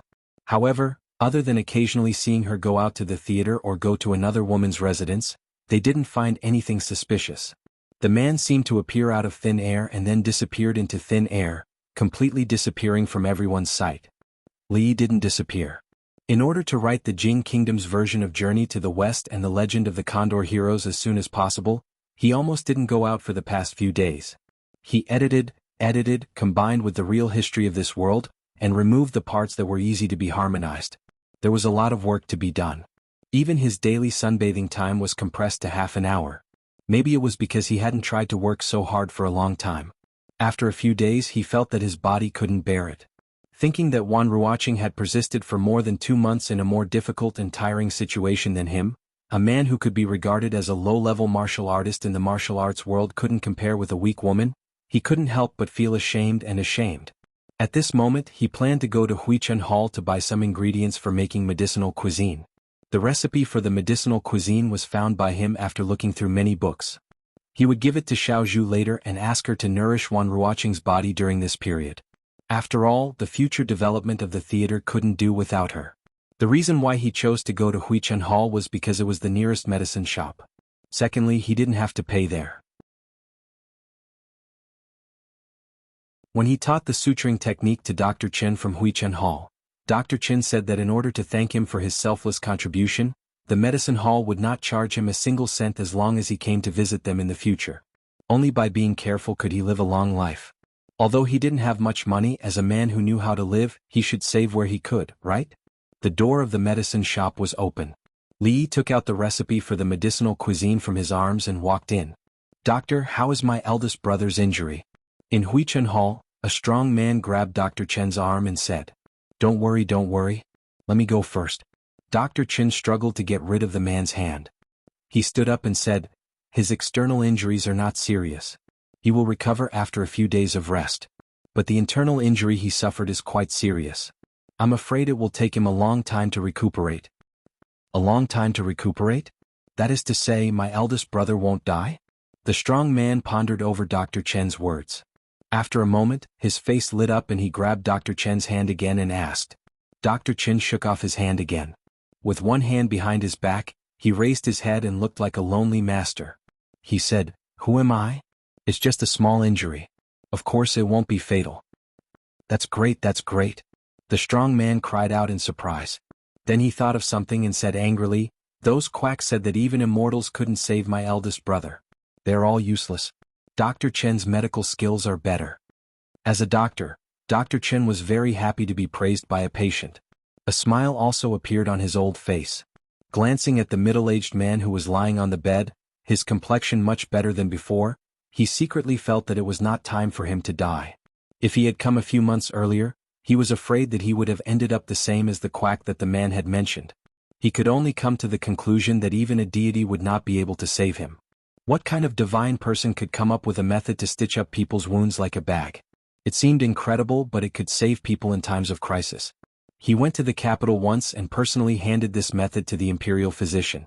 When he left the capital, the imperial physician had already decided to promote this method to the world. If all the doctors in the world could learn this method, how many lives would be saved and how much good karma would be created? Even if 1 in 10,000 of them were to fall on him, it would be enough to protect him from illness and disaster for several lifetimes. Thank you, divine doctor. Thank you. Just when Dr. Chen was distracted, the man had already knelt on the ground and kowtowed to him. It was a doctor's duty to treat and save people. Dr. Chen hurriedly bent down to help him up. However, the man was so strong that he could not move him at all even when he used all his strength. Seeing a figure enter Huichen Hall, Dr. Chen was stunned for a moment and immediately said, "Don't thank me. If you want to thank someone, thank that lord." The suturing technique used to save your elder brother's life was suggested by that lord. Although the man's brain was not good enough most of the time, it was not to the extent that he could not understand this sentence. He turned around and was about to speak when he saw the young man standing in front of him. He was stunned for a moment and blurted out the word benefactor. Li was also stunned. As soon as he walked into the medicine shop, someone bowed to him. What was even more unexpected was that the guy kneeling on the ground was the stupid and cute mountain bandit who wanted to rob him a few days ago but was mercilessly humiliated by Mississippi Lu. He looked at Dr. Chen with a puzzled expression. His meaning was obvious. What was the situation in front of him? The process of the matter was not complicated. After Dr. Chen explained a few words, Li finally figured out the situation. It turned out that a few days ago, after the man was rejected by several doctors in the city, he carried his injured brother and came to him. If it was a few months ago, he did not know how to suture wounds. In order to avoid trouble, he might have told the man to go back and prepare for his funeral. However, things had changed. Dr. Chen was now a first-class divine doctor in the eyes of everyone. He disinfected, sterilized, and sutured the wound. After this set of procedures, he finally brought the man back from the gates of hell. Hence, the scene of the man kowtowing today. However, Dr. Chen knew better than anyone else that although he was the one who saved the man, the person this man should thank the most should be Li Yi. "Benefactor, we owe you our lives." After knowing the truth, the man patted his chest and said with a serious expression, "If you have any errands in the future, just let me know. I won't frown even if I have to climb a mountain of swords or plunge into a sea of flames." Li Yi thought to himself, how is this owing a life? If it weren't for your stupidity, you would have died under Mississippi Lu's sword a few days ago when you blocked the road to rob him. How would you have the chance to kneel here and kowtow?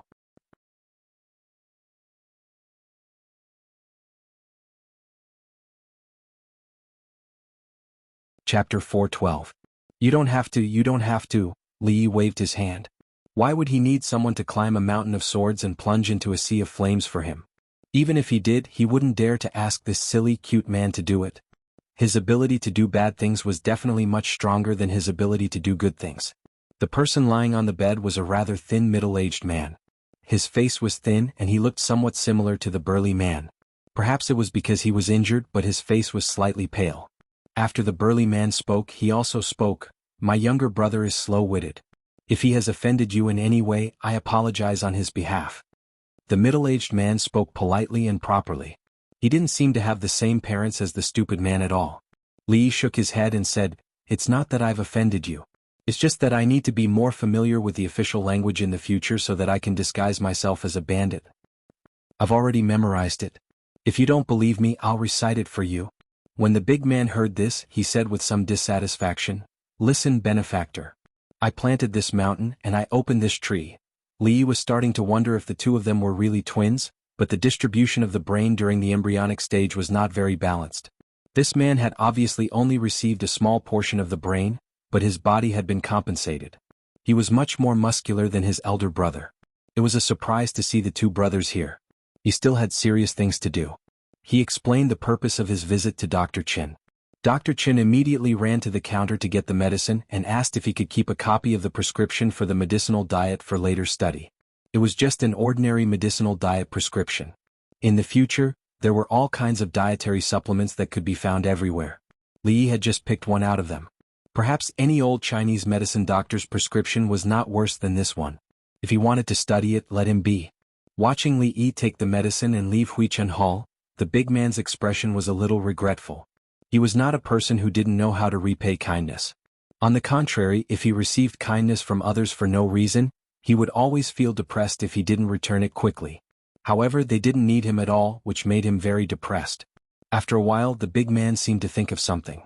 He took out an ingot of silver from his arms and put it on the counter. He said to Dr. Chen, "This is the medicine fee for the next few days. If it's not enough, I'll think of another way." Dr. Chen smiled and pushed the silver back and said, "Since you're a friend of young Lord Li, if I accept the silver, I'm afraid I'll be punished. In the future you can take the medicine and boil it here. Don't mention the medicine fee again." Huichen Hall had been open for dozens of years, so it must have accumulated a lot of money. Dr. Chen was not short of these few taels of silver. For him, because he had personally offered his miraculous skill, he had received a promise from the imperial physician, which was far more important than a few hundred or a few thousand taels of silver. Soon he would hand over Huichen Hall to his disciple. He would go to the capital again and learn medical skills from Lord Lu. If he could achieve great medical skills in his lifetime and enter the imperial physician's bureau to work, he would have no regrets even if he died. The middle-aged man slowly sat up from the bed. He had always been decisive, so he didn't refuse. Even if he wanted to repay the kindness, the prerequisite was that his body could recover. He smiled and said, "I am greatly indebted to you, but I don't know your identity. I'm really ashamed. I wonder if Dr. Chen can tell me?" The middle-aged man was obviously very talkative. When the two of them talked, the big man felt a little bored. He scratched his ears and cheeks, feeling very uncomfortable. There were experts competing in the theater outside the city today. Both of them were rare experts on the heavenly list. He didn't know if the hero's ranking and heavenly list would change after today. If he could go and watch the show, how good it would be. Under Li Yi's arrangements, Wan Ruoqing didn't have much to do these few days. Other than occasionally going to the brothel, she stayed at home to read the two books, Journey to the West, and The Legend of the Condor Heroes. She wasn't very interested in the latter, but she heard from Old Sun that the book was very well received in the theaters outside the city. When the storytellers told the stories, the theaters were almost full, and most of them were people from the martial arts world. Old Sun had always been in charge of matters related to the martial arts world. She spent most of her time on the former. Obviously, this story had a wider audience and was suitable for almost all theaters. When they received a story, they would first spread it around through the storyteller. As time passed and the popularity of the story died down, they would then adapt it into a play. Any guest who had heard the story would almost never miss out on these plays, and the theater would thus welcome a second wave of customers. However, this wasn't all. For example, all the stories and strange tales from a Chinese studio had been printed into books through the printing workshop. They were very popular in Qing'an Prefecture and were always in short supply. There were also picture books adapted from the stories, and even snacks sold in the theater. These were all extensions of the theater's business. In her free time, she would occasionally think about how the brothel, which had only had a dozen people and was struggling to survive, almost falling apart, had grown into such a colossus in such a short period of time. Originally, she just wanted to live with Yuzhu in Qing'an Prefecture. Even if they weren't rich, they could still get by. She never thought that a day would come where she could decide the fate of countless actors with a single thought. She didn't lack in material things, but she needed to be more careful with every step she took. As she was thinking about these things, Xiao Zhu came bouncing in from outside. She waved the thing in her hand and said, "Sister Ruoqing, guess what this is?" Wan Ruoqing didn't answer because she knew that with Xiao Zhu's personality, she would definitely say it in the next moment. "This is the medicine that Li Li just sent over. He said it's for some kind of medicinal cuisine." Xiao Zhu put the thing in her hand on the table and said, "This time he told me to take good care of you. You're not allowed to sleep late, and you're not allowed to care about the things in the theater. You just have to take care of your body." The young girl said with a smile, "Don't worry, I'll definitely raise you until you're fair and fat. Otherwise, how can I be worthy of the salary he paid me?" With that, she picked up the things on the table again and ran to the kitchen. "Let me do some research first. What exactly is this medicinal cuisine?" Wan Ruoqing stood up and walked into the courtyard. She stretched her body. Outside the courtyard walls, there were flowing clouds floating in the sky. Separated by a wall, the sound of two people coughing could be heard. "Miss, it's burnt again." The young girl coughed as she said, "Miss, forget it. You can't make this. Let's go out and buy it. Or we can go to Miss Ruoqing's place to eat." Drunk Emo seemed to have been stimulated a few days ago and became even more passionate about the kitchen. However, although her painting skills were superb and her singing skills were also extraordinary, she didn't seem to have much talent in cooking. After a few days, not only did she not improve at all, but her ability to make that little courtyard a mess was increasing day by day. "Today's dishes as usual, I have to make more." Thinking this in her heart, she walked towards the kitchen. "These are all groundless rumors. Can you believe them?" Li rolled his eyes at Mississippi Lu and pushed the little servant girl's pitiful head to the side. "But the people outside are saying," and Xiao Huan's face was bitter. The people outside were saying that the goddess of Luo Shui already had someone she liked, and the person she liked was the #1 scholar in Qing'an Prefecture. Wasn't that the son-in-law? There was another half of the sentence that she didn't say. The person in the painting that the son-in-law still hid in the room was that person. Rumors, they're all rumors. Li shook his head and said, in the past I owed someone a favor. I wanted to write a few poems to repay it, but I didn't expect that it would be misinterpreted by others and become like this. Rumors are fiercer than tigers. In the future, don't believe them so easily. What favor? Mississippi Lou was always able to grasp the main point in time. He couldn't tell Mississippi Lou in front of her that if she hadn't disguised herself as a man to check the jade yard, he wouldn't have owed her this favor. Li waved his hand and said, what favor is not important? Think about it, who is the goddess of Luo Shui? She is the most beautiful woman in Qing'an Prefecture. She is the goddess in the hearts of all men. The number of men chasing after her can line up from Rui Square to outside the prefectural city. How could it be possible? If he continued, it would seem like he was belittling himself. Li looked at them and said, furthermore, these few months, we haven't been in Qing'an Prefecture. You don't believe your own eyes and actually believe those street rumors? I knew the son-in-law wouldn't. The little servant girl's eyes immediately turned into crescent moons and dimples appeared at the corner of her mouth. Mississippi Lou thought for a moment and felt that what Li said was very reasonable. She then looked at him and asked, the most beautiful woman in Qing'an Prefecture? He shouldn't have said all this to them just now, especially to Mississippi Lou. He didn't even know what she was focused on. He had to go and talk to Rui.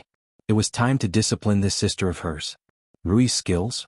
Rui was tidying up her clothes in the room. She looked at Li, who was leaning against the door, and thought for a moment. She said, although Rui is young, she is very talented in martial arts. With her current strength, as long as she doesn't encounter a grandmaster, she can basically be in a position of invincibility. However, because of her age and experience, she actually doesn't have much experience in fighting. If she meets an experienced master at the same level, she may be at a disadvantage. Are there many grandmaster masters in the martial arts world? Li thought for a moment and asked. Rui smiled and shook her head. She said, the threshold to become a grandmaster is very high. In the martial arts world, including those martial arts seniors who are not well known, the number of grandmasters can be counted with 2 hands. Moreover, when martial arts reach that level, they have already returned to their original state and their state of mind will also improve. They rarely fight with others, so the possibility of meeting them is too small. With this, Li was relieved.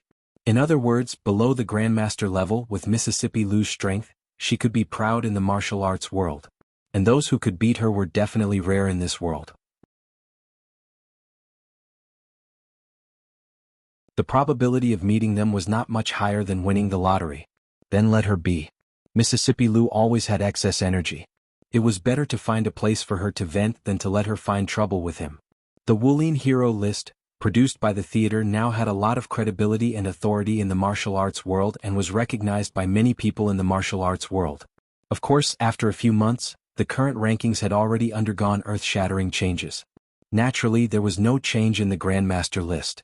Those mysterious martial arts legends had long been recognized by the public. No one would be confident enough to challenge the names on the list. However, the Heaven ranking was just below the Grandmaster ranking and was also the most important and eye-catching ranking of the Wulin Hero ranking. It changed almost every few days and new names would appear on it from time to time. The original rankings on it were also constantly changing. The martial arts competition in the martial arts world was popular because of this list. Everyone was proud of having a ranking on the hero list. Every day, there were people in the theater who would classify and organize the information collected to ensure the timeliness and fairness of the list.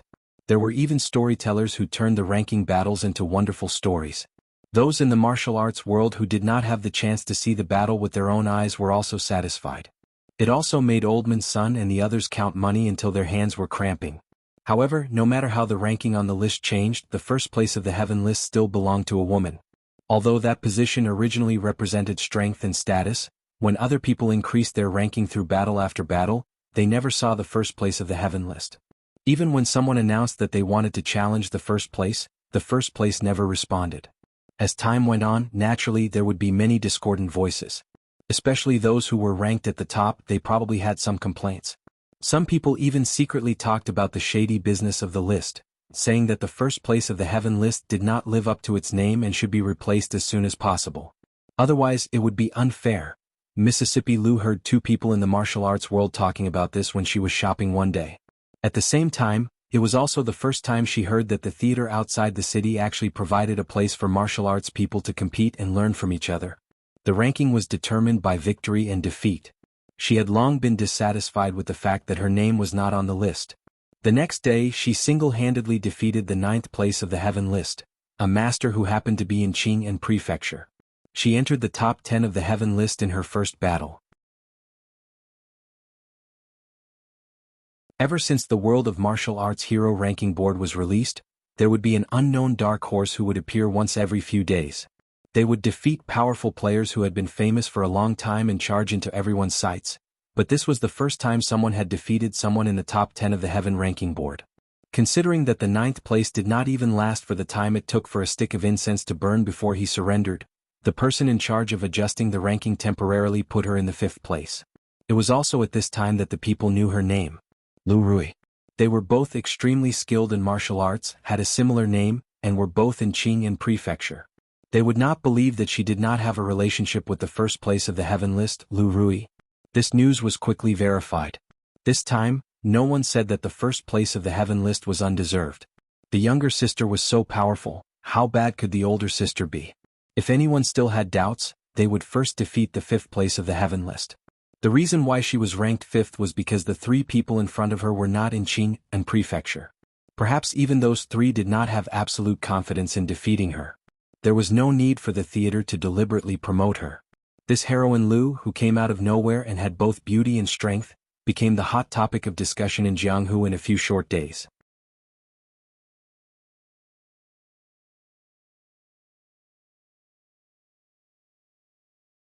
Chapter 413. Topics related to the Luo Shui goddess had gradually died down in Jianghu Prefecture. When they learned that the man she held that day was the well-deserved number 1 scholar of Jianghu Prefecture, and even the number 1 scholar of the Jing Kingdom, everyone's attitudes were completely different from before. After all, before Zheng Zumo was the Luo Shui goddess, when she was only a leading artist in the Jade's courtyard, she seemed to have an unclear relationship with that person. The reason she had the title of Luo Shui goddess was because of that person's Luo Shui goddess Fu. The goddess belonged to someone else. Even if they were envious and jealous, they could only be envious and jealous. In terms of literary talent, the scholars of Qing had already been beaten black and blue by that person. Even when it came to poetry, they felt tired. There was a mountain in front of them. No, there were countless mountains blocking their way. Any one of them was a height they could never climb in their entire lives. Under such circumstances, who would have the heart to climb a mountain? This directly caused countless scholars of Qing to no longer have any interest in poetry. Most of their energy was placed on history and essays. It made Professor Feng smile in his sleep. Poetry was a small path. As scholars, they should focus on the imperial examinations. They could not lose sight of the bigger picture because of small gains. Who would have thought that something he had advised countless times to no avail would be solved by that kid with a few poems? According to a few professors of the prefectural school, Professor Feng was overjoyed and immediately composed a poem. When he raised his eyes and saw the bright moon collection that a student had placed on the table, his face immediately darkened and he burned his poem. Because Li Yi's most famous poem was Shuidiao Getu, almost everyone in Jianghu Prefecture could recite, "When will the moon be clear?" Holding a cup of wine, I asked the blue sky. Some busybodies took the first 2 words and named his poem, Collection of Bright Moon. Li Yi never participated in poetry competitions and did not interact with the scholars. Naturally, he could not deny this. Over time, everyone tacitly agreed. Other than his literary talent, he was also the former Anxi County lieutenant. Now he seemed to have been transferred to the capital. Although his official position was not known, he had been favored by the emperor when he was still in Jianghu Prefecture. Now it was likely that he would go one step further. Although no one knew why he had returned to Jianghu Prefecture, he was still someone most people had to look up to. No matter how they compared themselves to him, it was a sad thing. Everyone felt depressed in their hearts, but they had to admit that they were impressed. Of course, not everyone thought that way. What number 1 scholar in Jianghu Prefecture? Can scholars be eaten? In the Ichuan brothel, a young nobleman lay on a soft mattress in one of the rooms. In his arms was a beautiful woman that the brothel had recently promoted. The young man's hand groped the woman's perky curves as he said, even if he was the commandant of Anxi County, that was only in the past. So what if he went to the capital? He still came back with his tail between his legs. What does Miss Zumo see in him? Yes, yes, yes, young master is right. A skinny young man who was dressed like a servant nodded and said, Anshi County is young master's territory. Even if you're a dragon or a tiger, you'll have to bow down to him. That goddess must be blind to actually— Shut up. The nobleman glared at him and said, Miss Zumo just didn't realize how good I am.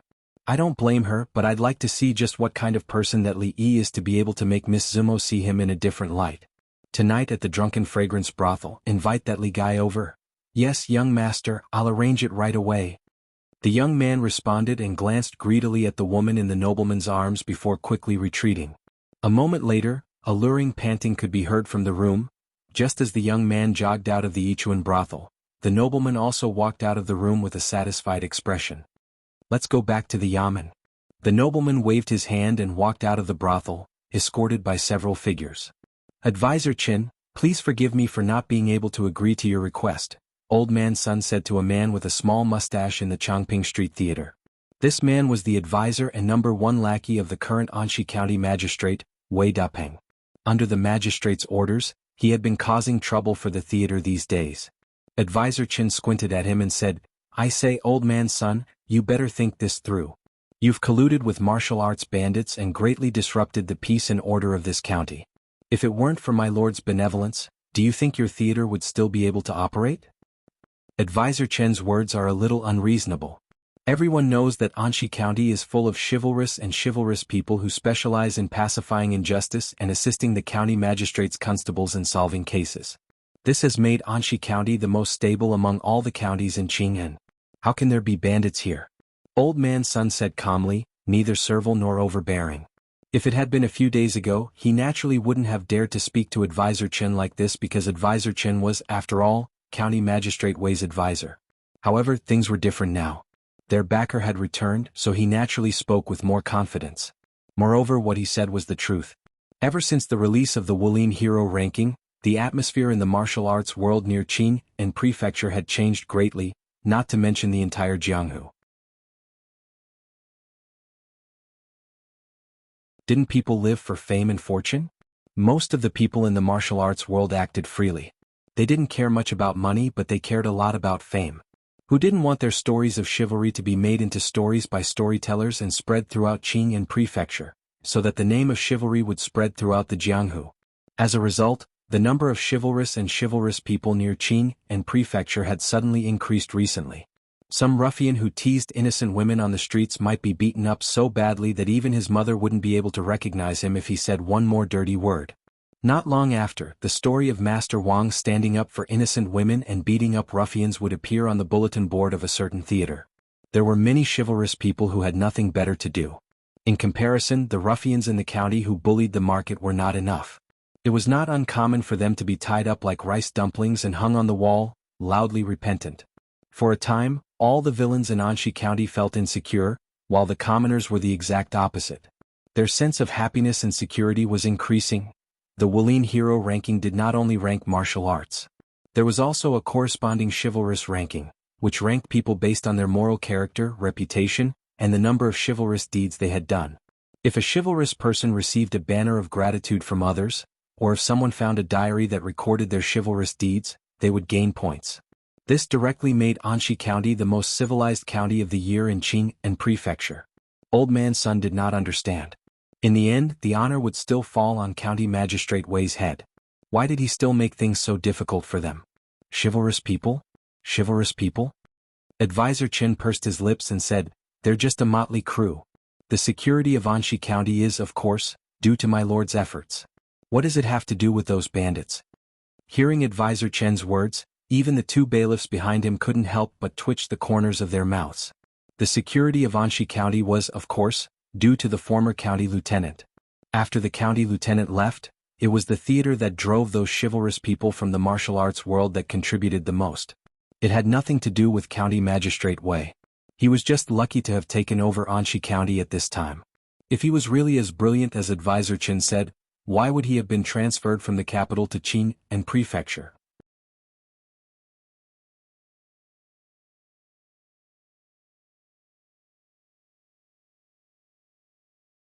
Chapter 4:14.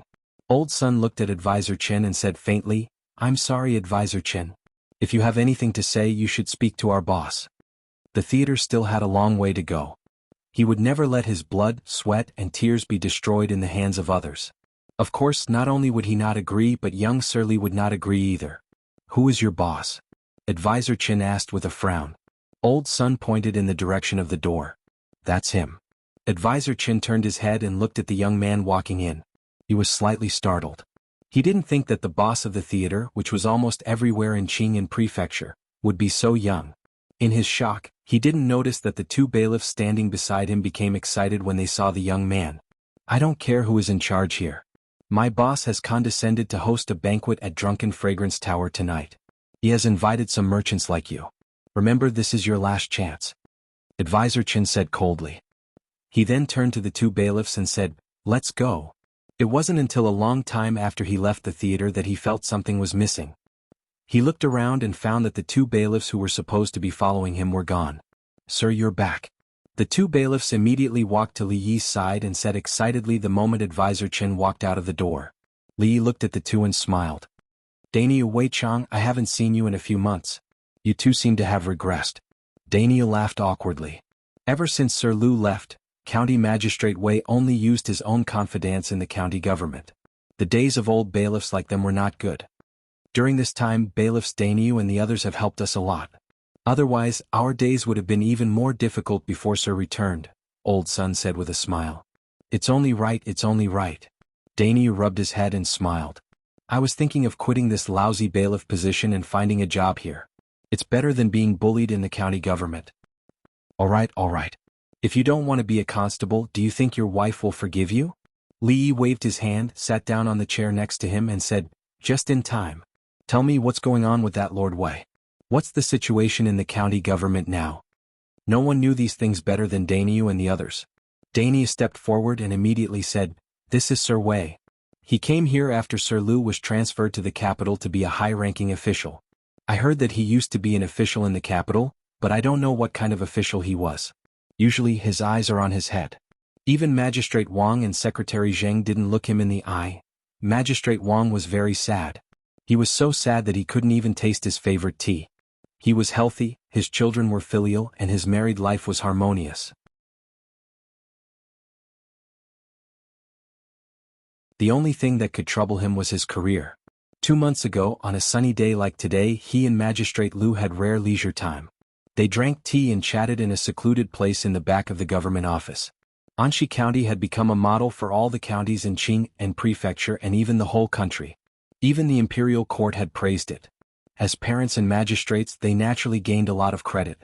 The two of them, who originally didn't have much hope for an official career, couldn't help but feel a little ambitious as they chatted. He still remembered County Magistrate Lu's high-spirited appearance that day. At that time he had even flattered him. It was probably because County Magistrate Lu's forehead was full of vigor and his glabella was shining. In the future, his career as an official would definitely prosper, and he would not waste his life in the position of Anxi County Magistrate. Before the two of them finished their cup of tea, a Yamen runner came to report that the imperial court had sent an urgent document. What happened after that could be described as a twist and turn of events. Magistrate Lu was really promoted. The Anxi County Magistrate inexplicably became the capital magistrate. It seemed that they were both county magistrates, but there was a huge difference between them.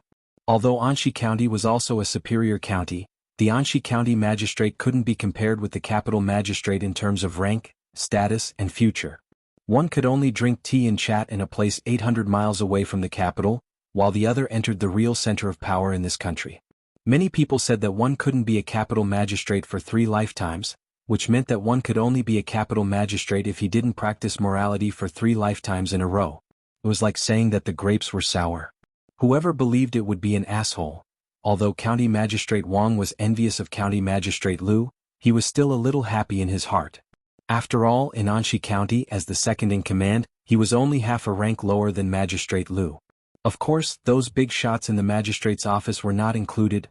Generally speaking, when Magistrate Lu left, he could also move up a bit. Although it was only half a rank, he was still a top official, wasn't he? However, Magistrate Wang didn't receive an imperial edict from His Majesty, but County Magistrate Wei came. County Magistrate Lu became County Magistrate Wei, but Magistrate Wang was still the same Magistrate Wang. What made him even more depressed was that County Magistrate Wei was transferred from the capital and seemed to be very familiar with a big shot in the magistrate's office.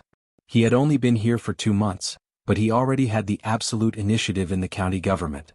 He and Secretary Zheng were completely powerless, and Magistrate Wang was even more leisurely than before.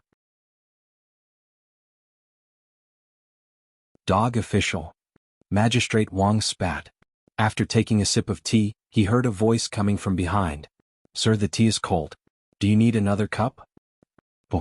Magistrate Wang spat out all the famous tea that he usually didn't bear to take out. He turned around in panic. When he saw the person standing behind him, he scolded angrily, "Bastard, when did you come here?" "Just when Sir scolded me as a dog official."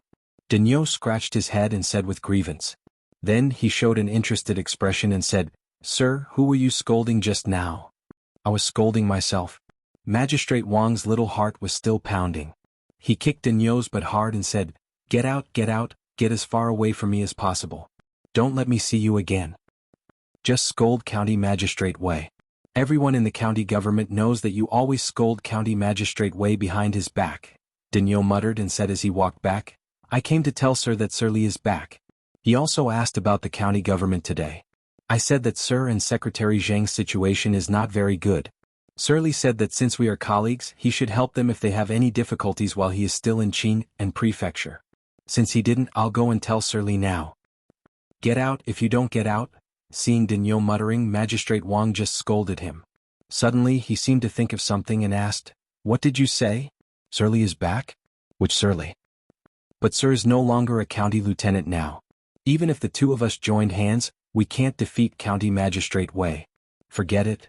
Daniel muttered to himself and then shook his head. He was about to leave Magistrate Wang's sight. County Lieutenant. Could it be County Lieutenant Li? Hearing this, Magistrate Wang's eyes lit up. Looking at Daniel's disappearing back, he rushed up like an arrow. Come, Daniel, taste this tea." Magistrate Wang poured a cup of tea for Daniel and patted his shoulder. He said with a smile, "You have been a constable in the county government for a long time. I remember that you were already here when I was just transferred to Anxi County. Daniel, tell me honestly, how do I usually treat you?"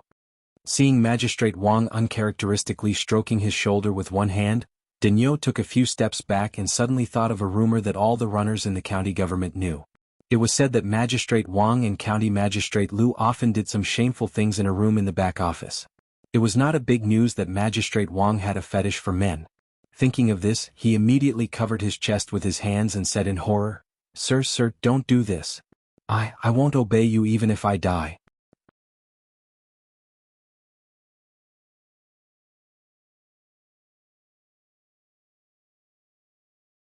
Chapter 4:15. Did Lord Li really say that? Magistrate Wang pretended to be calm as he looked at Daniel, but he was actually very nervous. Others might not know about his former colleague's magical powers, but how could he not know? He might not be able to fight against the new prefectural magistrate, but County Magistrate Wei. Who was County Magistrate Wei? Daniel scratched his head and said, "Not necessarily. Perhaps I misunderstood. Lord Li actually didn't mean that." Magistrate Wang's eyelids twitched. If he didn't have something to ask him, he would have kicked him. He forcefully suppressed his urge to kick him and said, "What did Lord Li say? Tell me everything without missing a word." What Daniel said next would determine whether he could turn over a new leaf in the future and whether he could resist County Magistrate Wei's dictatorship. The serfs could turn over and sing. Whether they would live standing or die kneeling. In short, this was the only light he could see at this moment. After a while, Magistrate Wang nodded with satisfaction. He touched his beardless chin and said, "Go find Registrar Zheng and tell him that I have something important to discuss with him. Then go to Intoxicated Fragrance Restaurant and book a table for tonight's banquet. By the way, send an invitation to Magistrate Li's mansion." Daniel nodded and asked, "Find Registrar Zheng, book a banquet, send an invitation. Is that all? After you're done with these things, go pick up the manure water in the latrine of the county government office." Magistrate Wang turned around and walked back to his room. When he reached the door, he stopped and said indifferently, Pick up the manure water?" Hearing this, Daniel's expression immediately changed. In a room at the back of the Anxi County government office, a slightly plump middle-aged man sat on a chair and flipped through a book on the table. Advisor Chen hurried over from outside.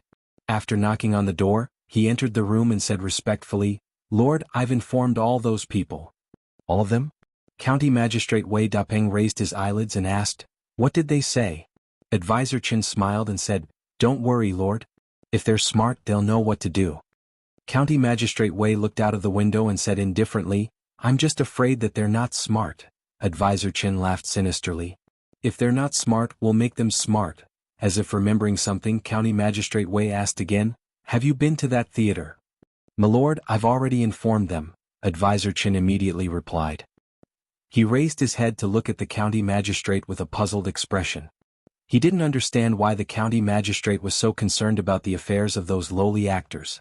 Shouldn't the most important thing now be striking while the iron is hot and establishing his prestige among the rural gentry of Anshi County so that he could gain a firm foothold here? County Magistrate Wei saw his advisor's confusion, but he was too lazy to explain. Although he still regarded those actors as untouchables, untouchables also had their own uses. At least the current public security situation in Anshi County was inextricably linked to them. As the county magistrate of Anshi County, how could he allow such power to fall into the hands of others?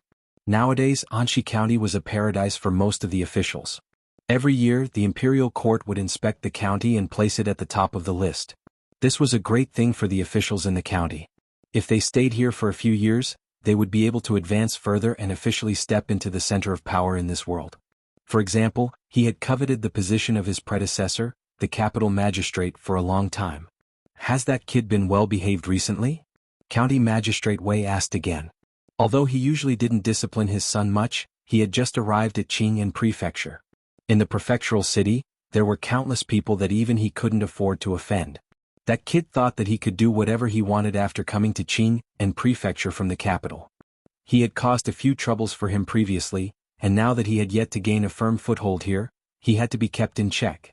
The young master has been much more well-behaved these days, but he has been loitering around the brothels a little. He seems to have some interest in a famous woman in Jianghu Prefecture. Before Advisor Chen could finish, County Magistrate Wei waved his hand and interrupted him. Loitering around the brothels was nothing. As for the woman he liked, if her family was clean, he could even bring her back as a concubine. County Magistrate Wei had never cared about such things. As Advisor Chen walked out of the room, on the other side of the prefectural city, Yang Liuqing, who was cleaning the courtyard and thinking about what her master had said, suddenly raised her head and looked at the skinny young man who had just walked in. "Li is," the young man said loudly. When he saw the young girl in the courtyard, his eyes immediately widened and he swallowed the words he wanted to say. "What is it?" Yang Liuqing frowned slightly. The young man's gaze made her feel very repulsed. If he hadn't come to find her martial uncle, she would never have let him take a step into this courtyard. "Ah, this lady is." The young man walked over with a smile. Yang Liuqing's eyebrows raised and she said, "If you have something to say, hurry up and say it. If you don't want to say it, then scram." As the number one follower of the county magistrate's son, she followed him in and out of the brothels all day. She had seen all kinds of beautiful girls, but none had dared to speak to her with such an attitude. The young man's face darkened and he said, "Do you know who I am? Even that Li doesn't dare to speak to me like this." Originally, Yang Liuqing was still hesitating, but after hearing the young man's words, she finally stopped thinking. She picked up the broom and walked over. The young man crossed his arms and swept his gaze impudently over Yang Liuqing's body. He smacked his lips and said, "Oh, this little beauty has quite a temper." His impudence didn't last long. Not long after, a scream came from the courtyard, and a figure directly flew out of the courtyard. The young man rolled on the ground for 3 to 5 feet. His clothes were torn and his face was even more unrecognizable. He got up from the ground and wiped the blood from his nose. When he was about to curse, a broom flew out and fiercely hit his chest. The young man fell to the ground again. This time he didn't dare to stay any longer and he hurriedly crawled away. Yang Liuqing silently walked over, picked up the broom, and walked back to the courtyard without saying a word. These days there were many people who came to find her martial uncle. At first she was polite and welcomed a few people in. Later, her martial uncle said that if anyone came in the future she could just use the broom to drive them out. However, she was worried that if she drove the wrong person away, it would delay her martial uncle's important matter. In the end she didn't do it. Now it seemed that it was better to do as her martial uncle said. There was another more important thing. Should she also go out of the city to compete with people? These days she had been improving rapidly. If she was lucky, she might be able to squeeze into the bottom of the heaven list. Her hands unconsciously swept the ground until another figure appeared in front of the door. What happened? When Li saw Daniel, he was holding his butt and crying softly. Of course, Daniel couldn't tell him that he was beaten by a woman with a broom. He hurriedly handed over an invitation and said, "Sir, this is what Magistrate Wang asked me to send. He and Registrar Zheng are waiting for you at Drunken Fragrance Tower tonight." So urgent? Li Yi took the invitation and said, "It seems that Lord Wang and Lord Zheng don't seem to be doing well. Go back and tell them that I will go on time." "Sir, then I will go back first." Daniel rubbed his butt and thought about whether this could be counted as a work injury. He didn't want compensation, but he still had to go to the toilet to carry feces.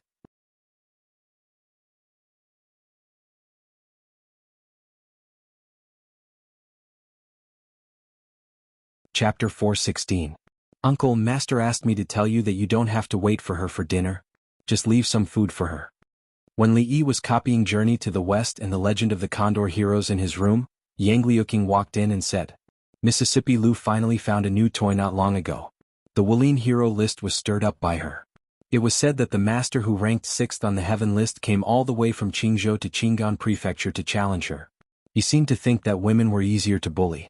It was very likely that he could defeat her and refresh his ranking. The top 5 on the heaven list. Just thinking about it made him a little excited. If he worked harder, he could defeat the 4th, 3rd, 2nd, and 1st and jump to the top of the list. Wouldn't that mean that he would be the number 1 master below the master level? There were many people with this idea. In just a few days, Mississippi Lu had received many letters of challenge. Mississippi Lu wanted to see the world in chaos. She was worried about not being able to find a real master to spar with. Of course, she accepted all the letters of challenge. 2 days later, under everyone's endless anticipation, the 5th and 6th ranked experts on the heavenly list finally had an unparalleled battle. The result was that after 100 moves, the experts spat out 2 ounces of blood and the battle ended. It was said that on that day, second young lady Lu wielded her sword, her white clothes fluttering in the wind, and her sharp sword light blinded countless people's eyes. After that, the people who had challenged her never showed their faces again. According to Old Sun, the performance of the theater that day was more than 10 times that of the past. These days Mississippi Lu was very busy. She usually didn't eat at home on time. Li was already used to it. Got it?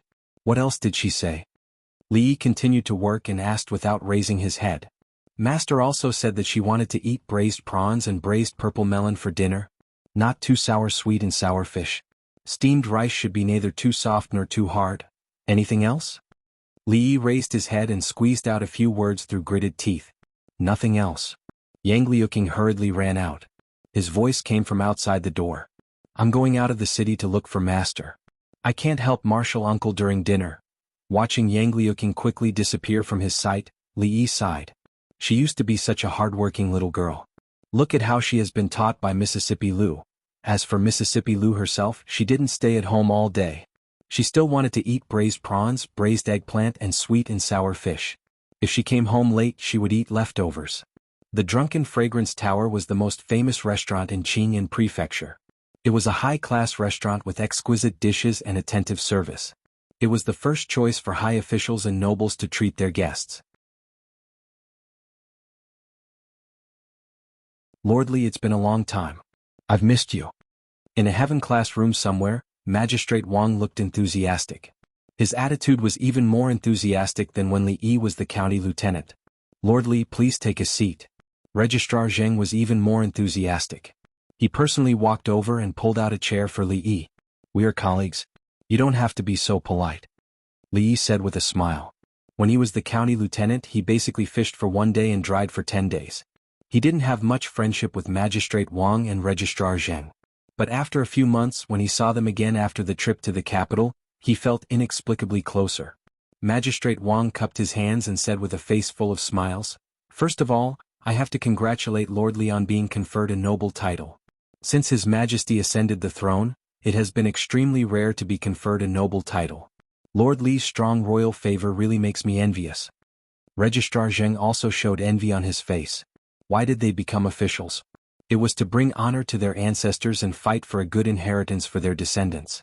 Being promoted to a noble title was what they had been pursuing all their lives. They worked hard for half of their lives, but their lives became more and more miserable. Looking at Lord Li, he was so young. Alas. The more they thought about it, the more they felt that they were complete failures. Li smiled and said, "What's there to be envious about, Lord Wang? Even His Majesty has praised Anxi County many times. Now that County Magistrate Liu has become the magistrate of the capital, the two of you will naturally have bright futures ahead of you." Alas, Lord Li doesn't know. Magistrate Wang sighed and said with great sorrow, "I really miss the days when Lord Liu was still around." Standing behind Magistrate Wang, Daniel and another constable glanced at each other, and they both saw the fear in each other's eyes. Then they quietly took 2 steps back. In their minds, they had already made up a lot of 18 forbidden stories about Magistrate Wang and County Magistrate Liu that had to be told. After listening to Magistrate Wang and Registrar Zheng talk about County Magistrate Wei's behavior after being transferred to Anxi County, Li pretended to be surprised and asked, "Lord Li, your situation has already deteriorated to such a state, but County Magistrate Wei is still so overbearing?" Magistrate Wang sighed and pointed to the top of his head, saying, "County Magistrate Wei was transferred from the capital. He already has a foundation and has the support of the magistrate's government, so he acts unscrupulously. The two of us have been working in Anxi County for many years, but we can't even compare to him for 2 months. Now, even the gentry who originally supported us are about to fall to his side." Li was very clear about this. Although the county magistrate was the head of a county, his achievements still depended on the support of the people below him. The gentry of every place were equivalent to the local bullies. Without their cooperation, even the county magistrate would not be able to achieve anything. Most of the county magistrates appointed by the imperial court came from other places. It would take a long time to rope in these people. Similarly, Magistrate Wang and Registrar Zheng also had their own subordinates. The several parties restricted each other and cooperated with each other. This was the normal state of a county's leadership.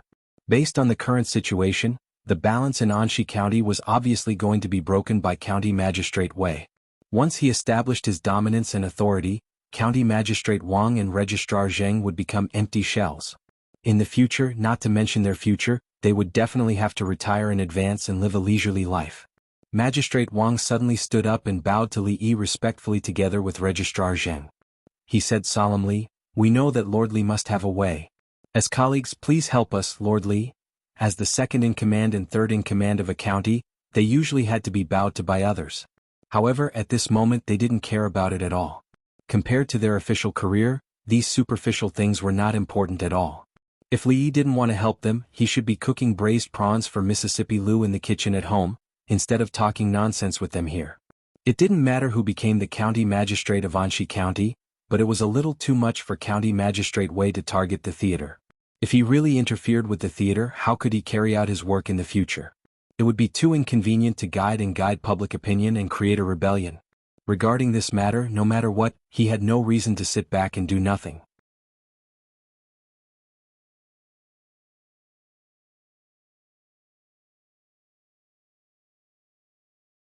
Chapter 417. You're too polite. Li Yi made a gesture with his hands and said, "Since you've said so, I can't just sit back and do nothing.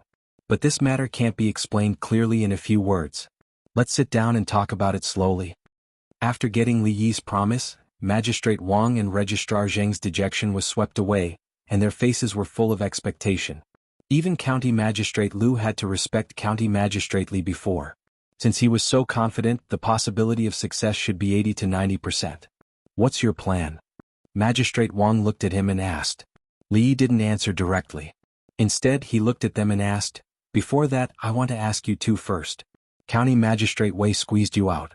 Did you really have no preparation at all?" If the two of them really watched them fall to this point without taking any measures, Li Yi felt that it would be better for them to be an empty shell. Magistrate Wang and Secretary Zheng looked at each other and hesitated for a moment. Then they looked at Li Yi and said with a smile, "You must be joking. If I really didn't have any preparation, I'm afraid I wouldn't have the chance to be the county magistrate more than 10 years ago." As soon as Magistrate Wang finished his words, Secretary Zheng smiled and took out a booklet from his arms. He handed it to Li Yi and said, "Have a look at this, Mr. Li." Daniel and that constable looked at each other quickly. Having worked in the county government for so many years, how could they not have any political sense? They knew that what these officials were going to say should be something big, so they hurriedly said, "Mr. Li, we'd better stand outside and watch." Li waved his hand and said, "It's not a big deal. You can listen to it if you want." Magistrate Wang's face showed a trace of thinking. The next moment he said, "Listen to Mr. Li. You can stay here." Secretary Zheng nodded slightly and understood the implication of Magistrate Wang's words. From now on, Dainyu and Wei Chang would be their trusted subordinates. Magistrate Wang no longer looked at Dainyu and the others. He turned his head and looked at Li Yi with a trace of worry on his face. "To tell you the truth, although County Magistrate Wei has done things perfectly, we still have some information that we can use against him. However, these are far from enough." County Magistrate Wang and Secretary Zheng certainly wouldn't sit still and wait for death when County Magistrate Wei forced them like this. However, the problem was that the things they collected were far from enough to bring down County Magistrate Wei. In the officialdom, if they couldn't kill County Magistrate Wei with one blow, what awaited them would be more terrible things. These things are indeed not enough, but what if you add this? Li Yi took out a plate from his pocket and threw it to Magistrate Wang. Magistrate Wang hurriedly took the plate. After looking at it for a while, he asked in confusion, "Lord Li, what is this?" Looking at the puzzled expressions on their faces, Li Yi had the urge to turn around and leave. What? That Li Yi actually didn't come? In another room of the Drunken Fragrance Tower, a young noble young master said with a slightly angry expression. The young man, who looked a little embarrassed with a scratch on his forehead, gritted his teeth and said, "Young master, that Li Yi obviously didn't take you seriously. Are we just going to let this go? Is the Li Yi that young Master Wei mentioned the first talent of Qing and Prefecture?" A young man in the room suddenly asked. "What? Is there a problem with that Li Yi?" The noble raised his eyebrows and said. The young man hesitated for a while and said, "Not really, but his background is indeed not that simple. If young Master Wei wants to touch him, you better be more careful." This young Master Wei had just arrived and hadn't heard the rumors about that person. Although he didn't know that much about that Li Yi, it was best to say what he knew to avoid unnecessary trouble. "Although my father doesn't allow me to cause any trouble during this period of time, you have hurt my people. If I just let this matter go, would I still have any face left?" Although he had already raised some vigilance in his heart, the noble young master was still unyielding with his words. The young man at the side suddenly thought of something and said, "Young master, Sir seems to be at Drunken Fragrance Tower tonight. So what if my father is here?" The noble slammed the table and said, "I don't want to do anything. Can't I just have a meal here?" Although he acted very domineering, the young man knew that his young master was scared. He had caused trouble a few times in a row and almost had Sir Wei punish him. During this time he was much more peaceful than before. "Sir Wei, let us toast to you." In the first room of Drunken Fragrance Tower, a dozen people all stood up and raised the wine cups in their hands. They bowed and toasted County Magistrate Wei, who was sitting in the middle. County Magistrate Wei calmly raised his cup and took a sip, while the others could only drink up the wine in their cups. "In the future we have to rely on Sir Wei more."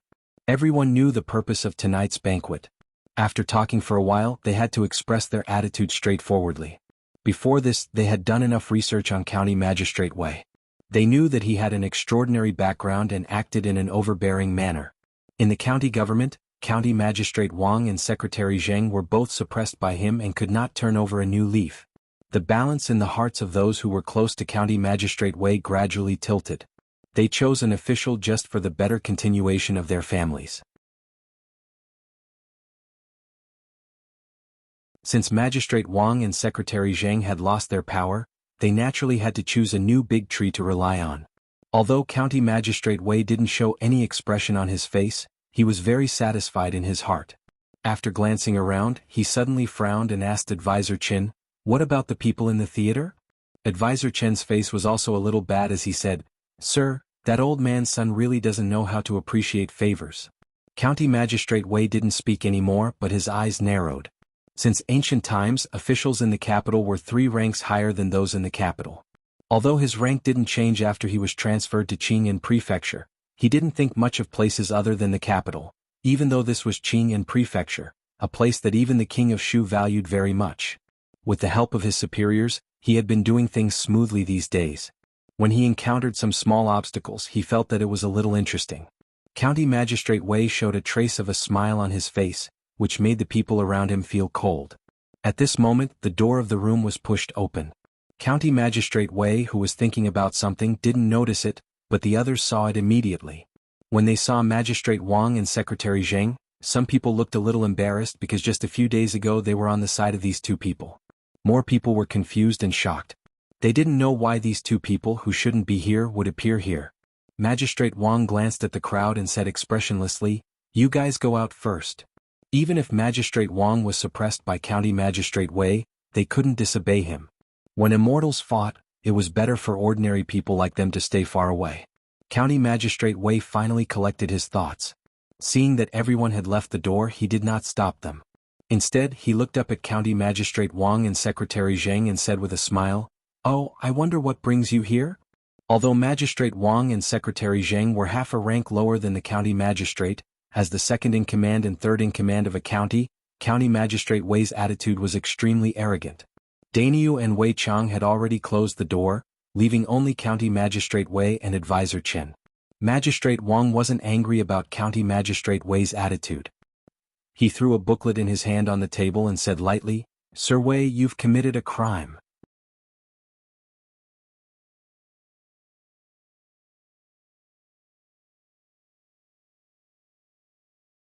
Chapter 418.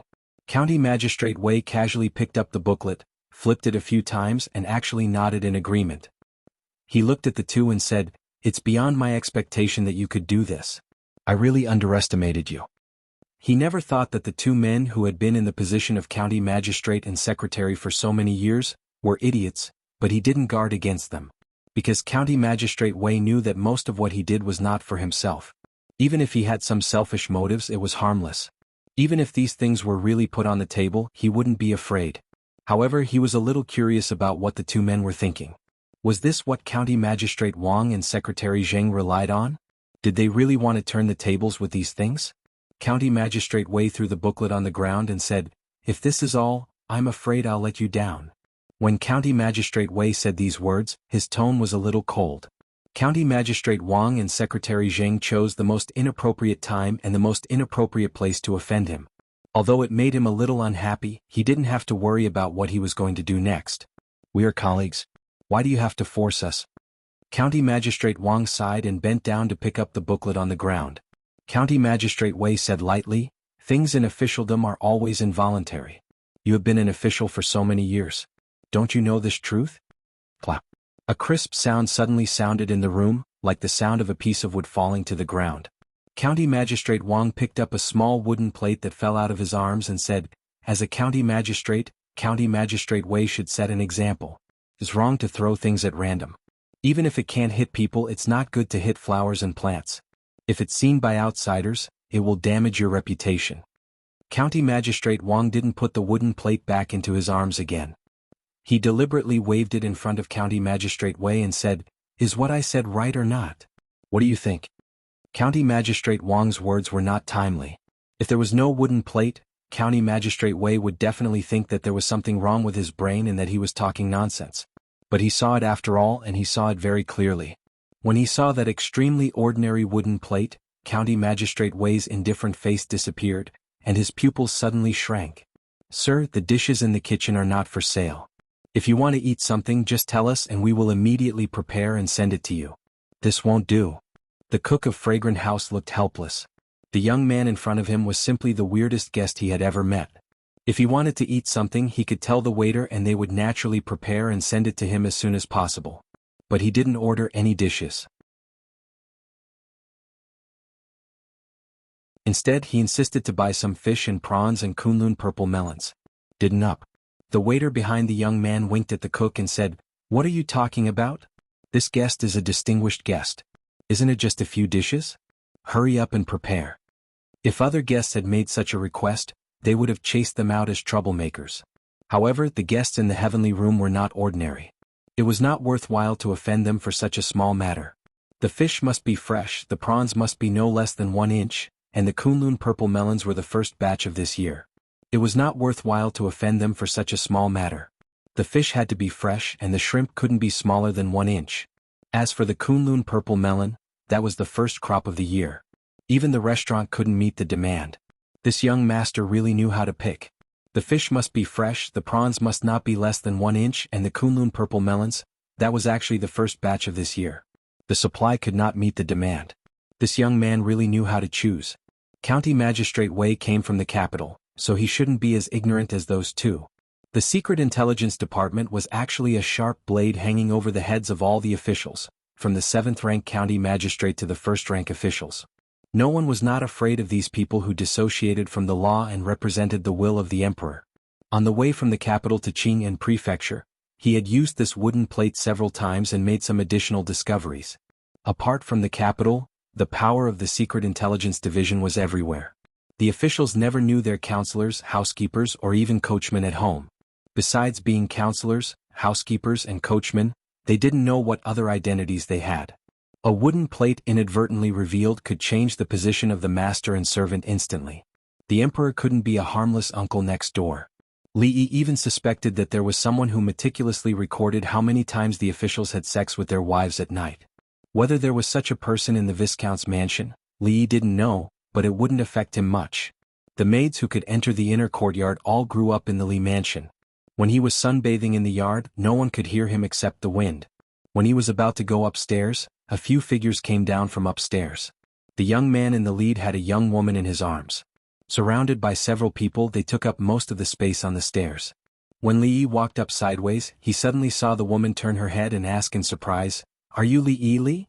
Li Yi turned his head and saw the surprised expression on the woman's face. He looked at her carefully and realized that he didn't know her. The young man with the woman in his arms was stunned for a moment. He looked at Li Yi and said with a slightly angry expression, "You are Li Yi? What a big show. You made me wait for so long." The young man behind the young man was stunned. It seemed that he hadn't had time to say this today before he was beaten out. But why was Li Yi here? Had he already said it, but he was beaten so badly by the woman that he forgot? Li Yi glanced at the young man's face. He still didn't know this man. What did he mean just now? "Let me tell you, Goddess Luo Shui is mine. You'd better stay away from Lady Zuemo in the future, otherwise." The young man let go of the woman, looked at Li Yi and threatened. "Psycho." Li Yi turned his head and left. He had seen too many people like this in the past few days. Before the young man finished his words, he had to stop. A trace of anger appeared on his face. He strode upstairs and reached out to grab Li Yi's collar. In the innermost part of the 2nd floor, outside the Tianzi room number 1, many people were waiting anxiously, but there was no sound from the room. County Magistrate Wei and County Magistrate Wang, Secretary Zheng, had already fallen out. What else could be discussed for so long? Of course, no one knew that in the room, a layer of sweat had appeared on County Magistrate Wei's forehead. The Secret Intelligence Office, it was actually the Secret Intelligence Office. How could County Magistrate Wang be His Majesty's man? County Magistrate Wei used to be an official in the capital, so he was naturally knowledgeable. How could he not know the department that made countless officials tremble just by hearing its name? If the censors were hawks that supervised the officials in the open, then the Secret Intelligence Office was a poisonous snake hiding in the dark.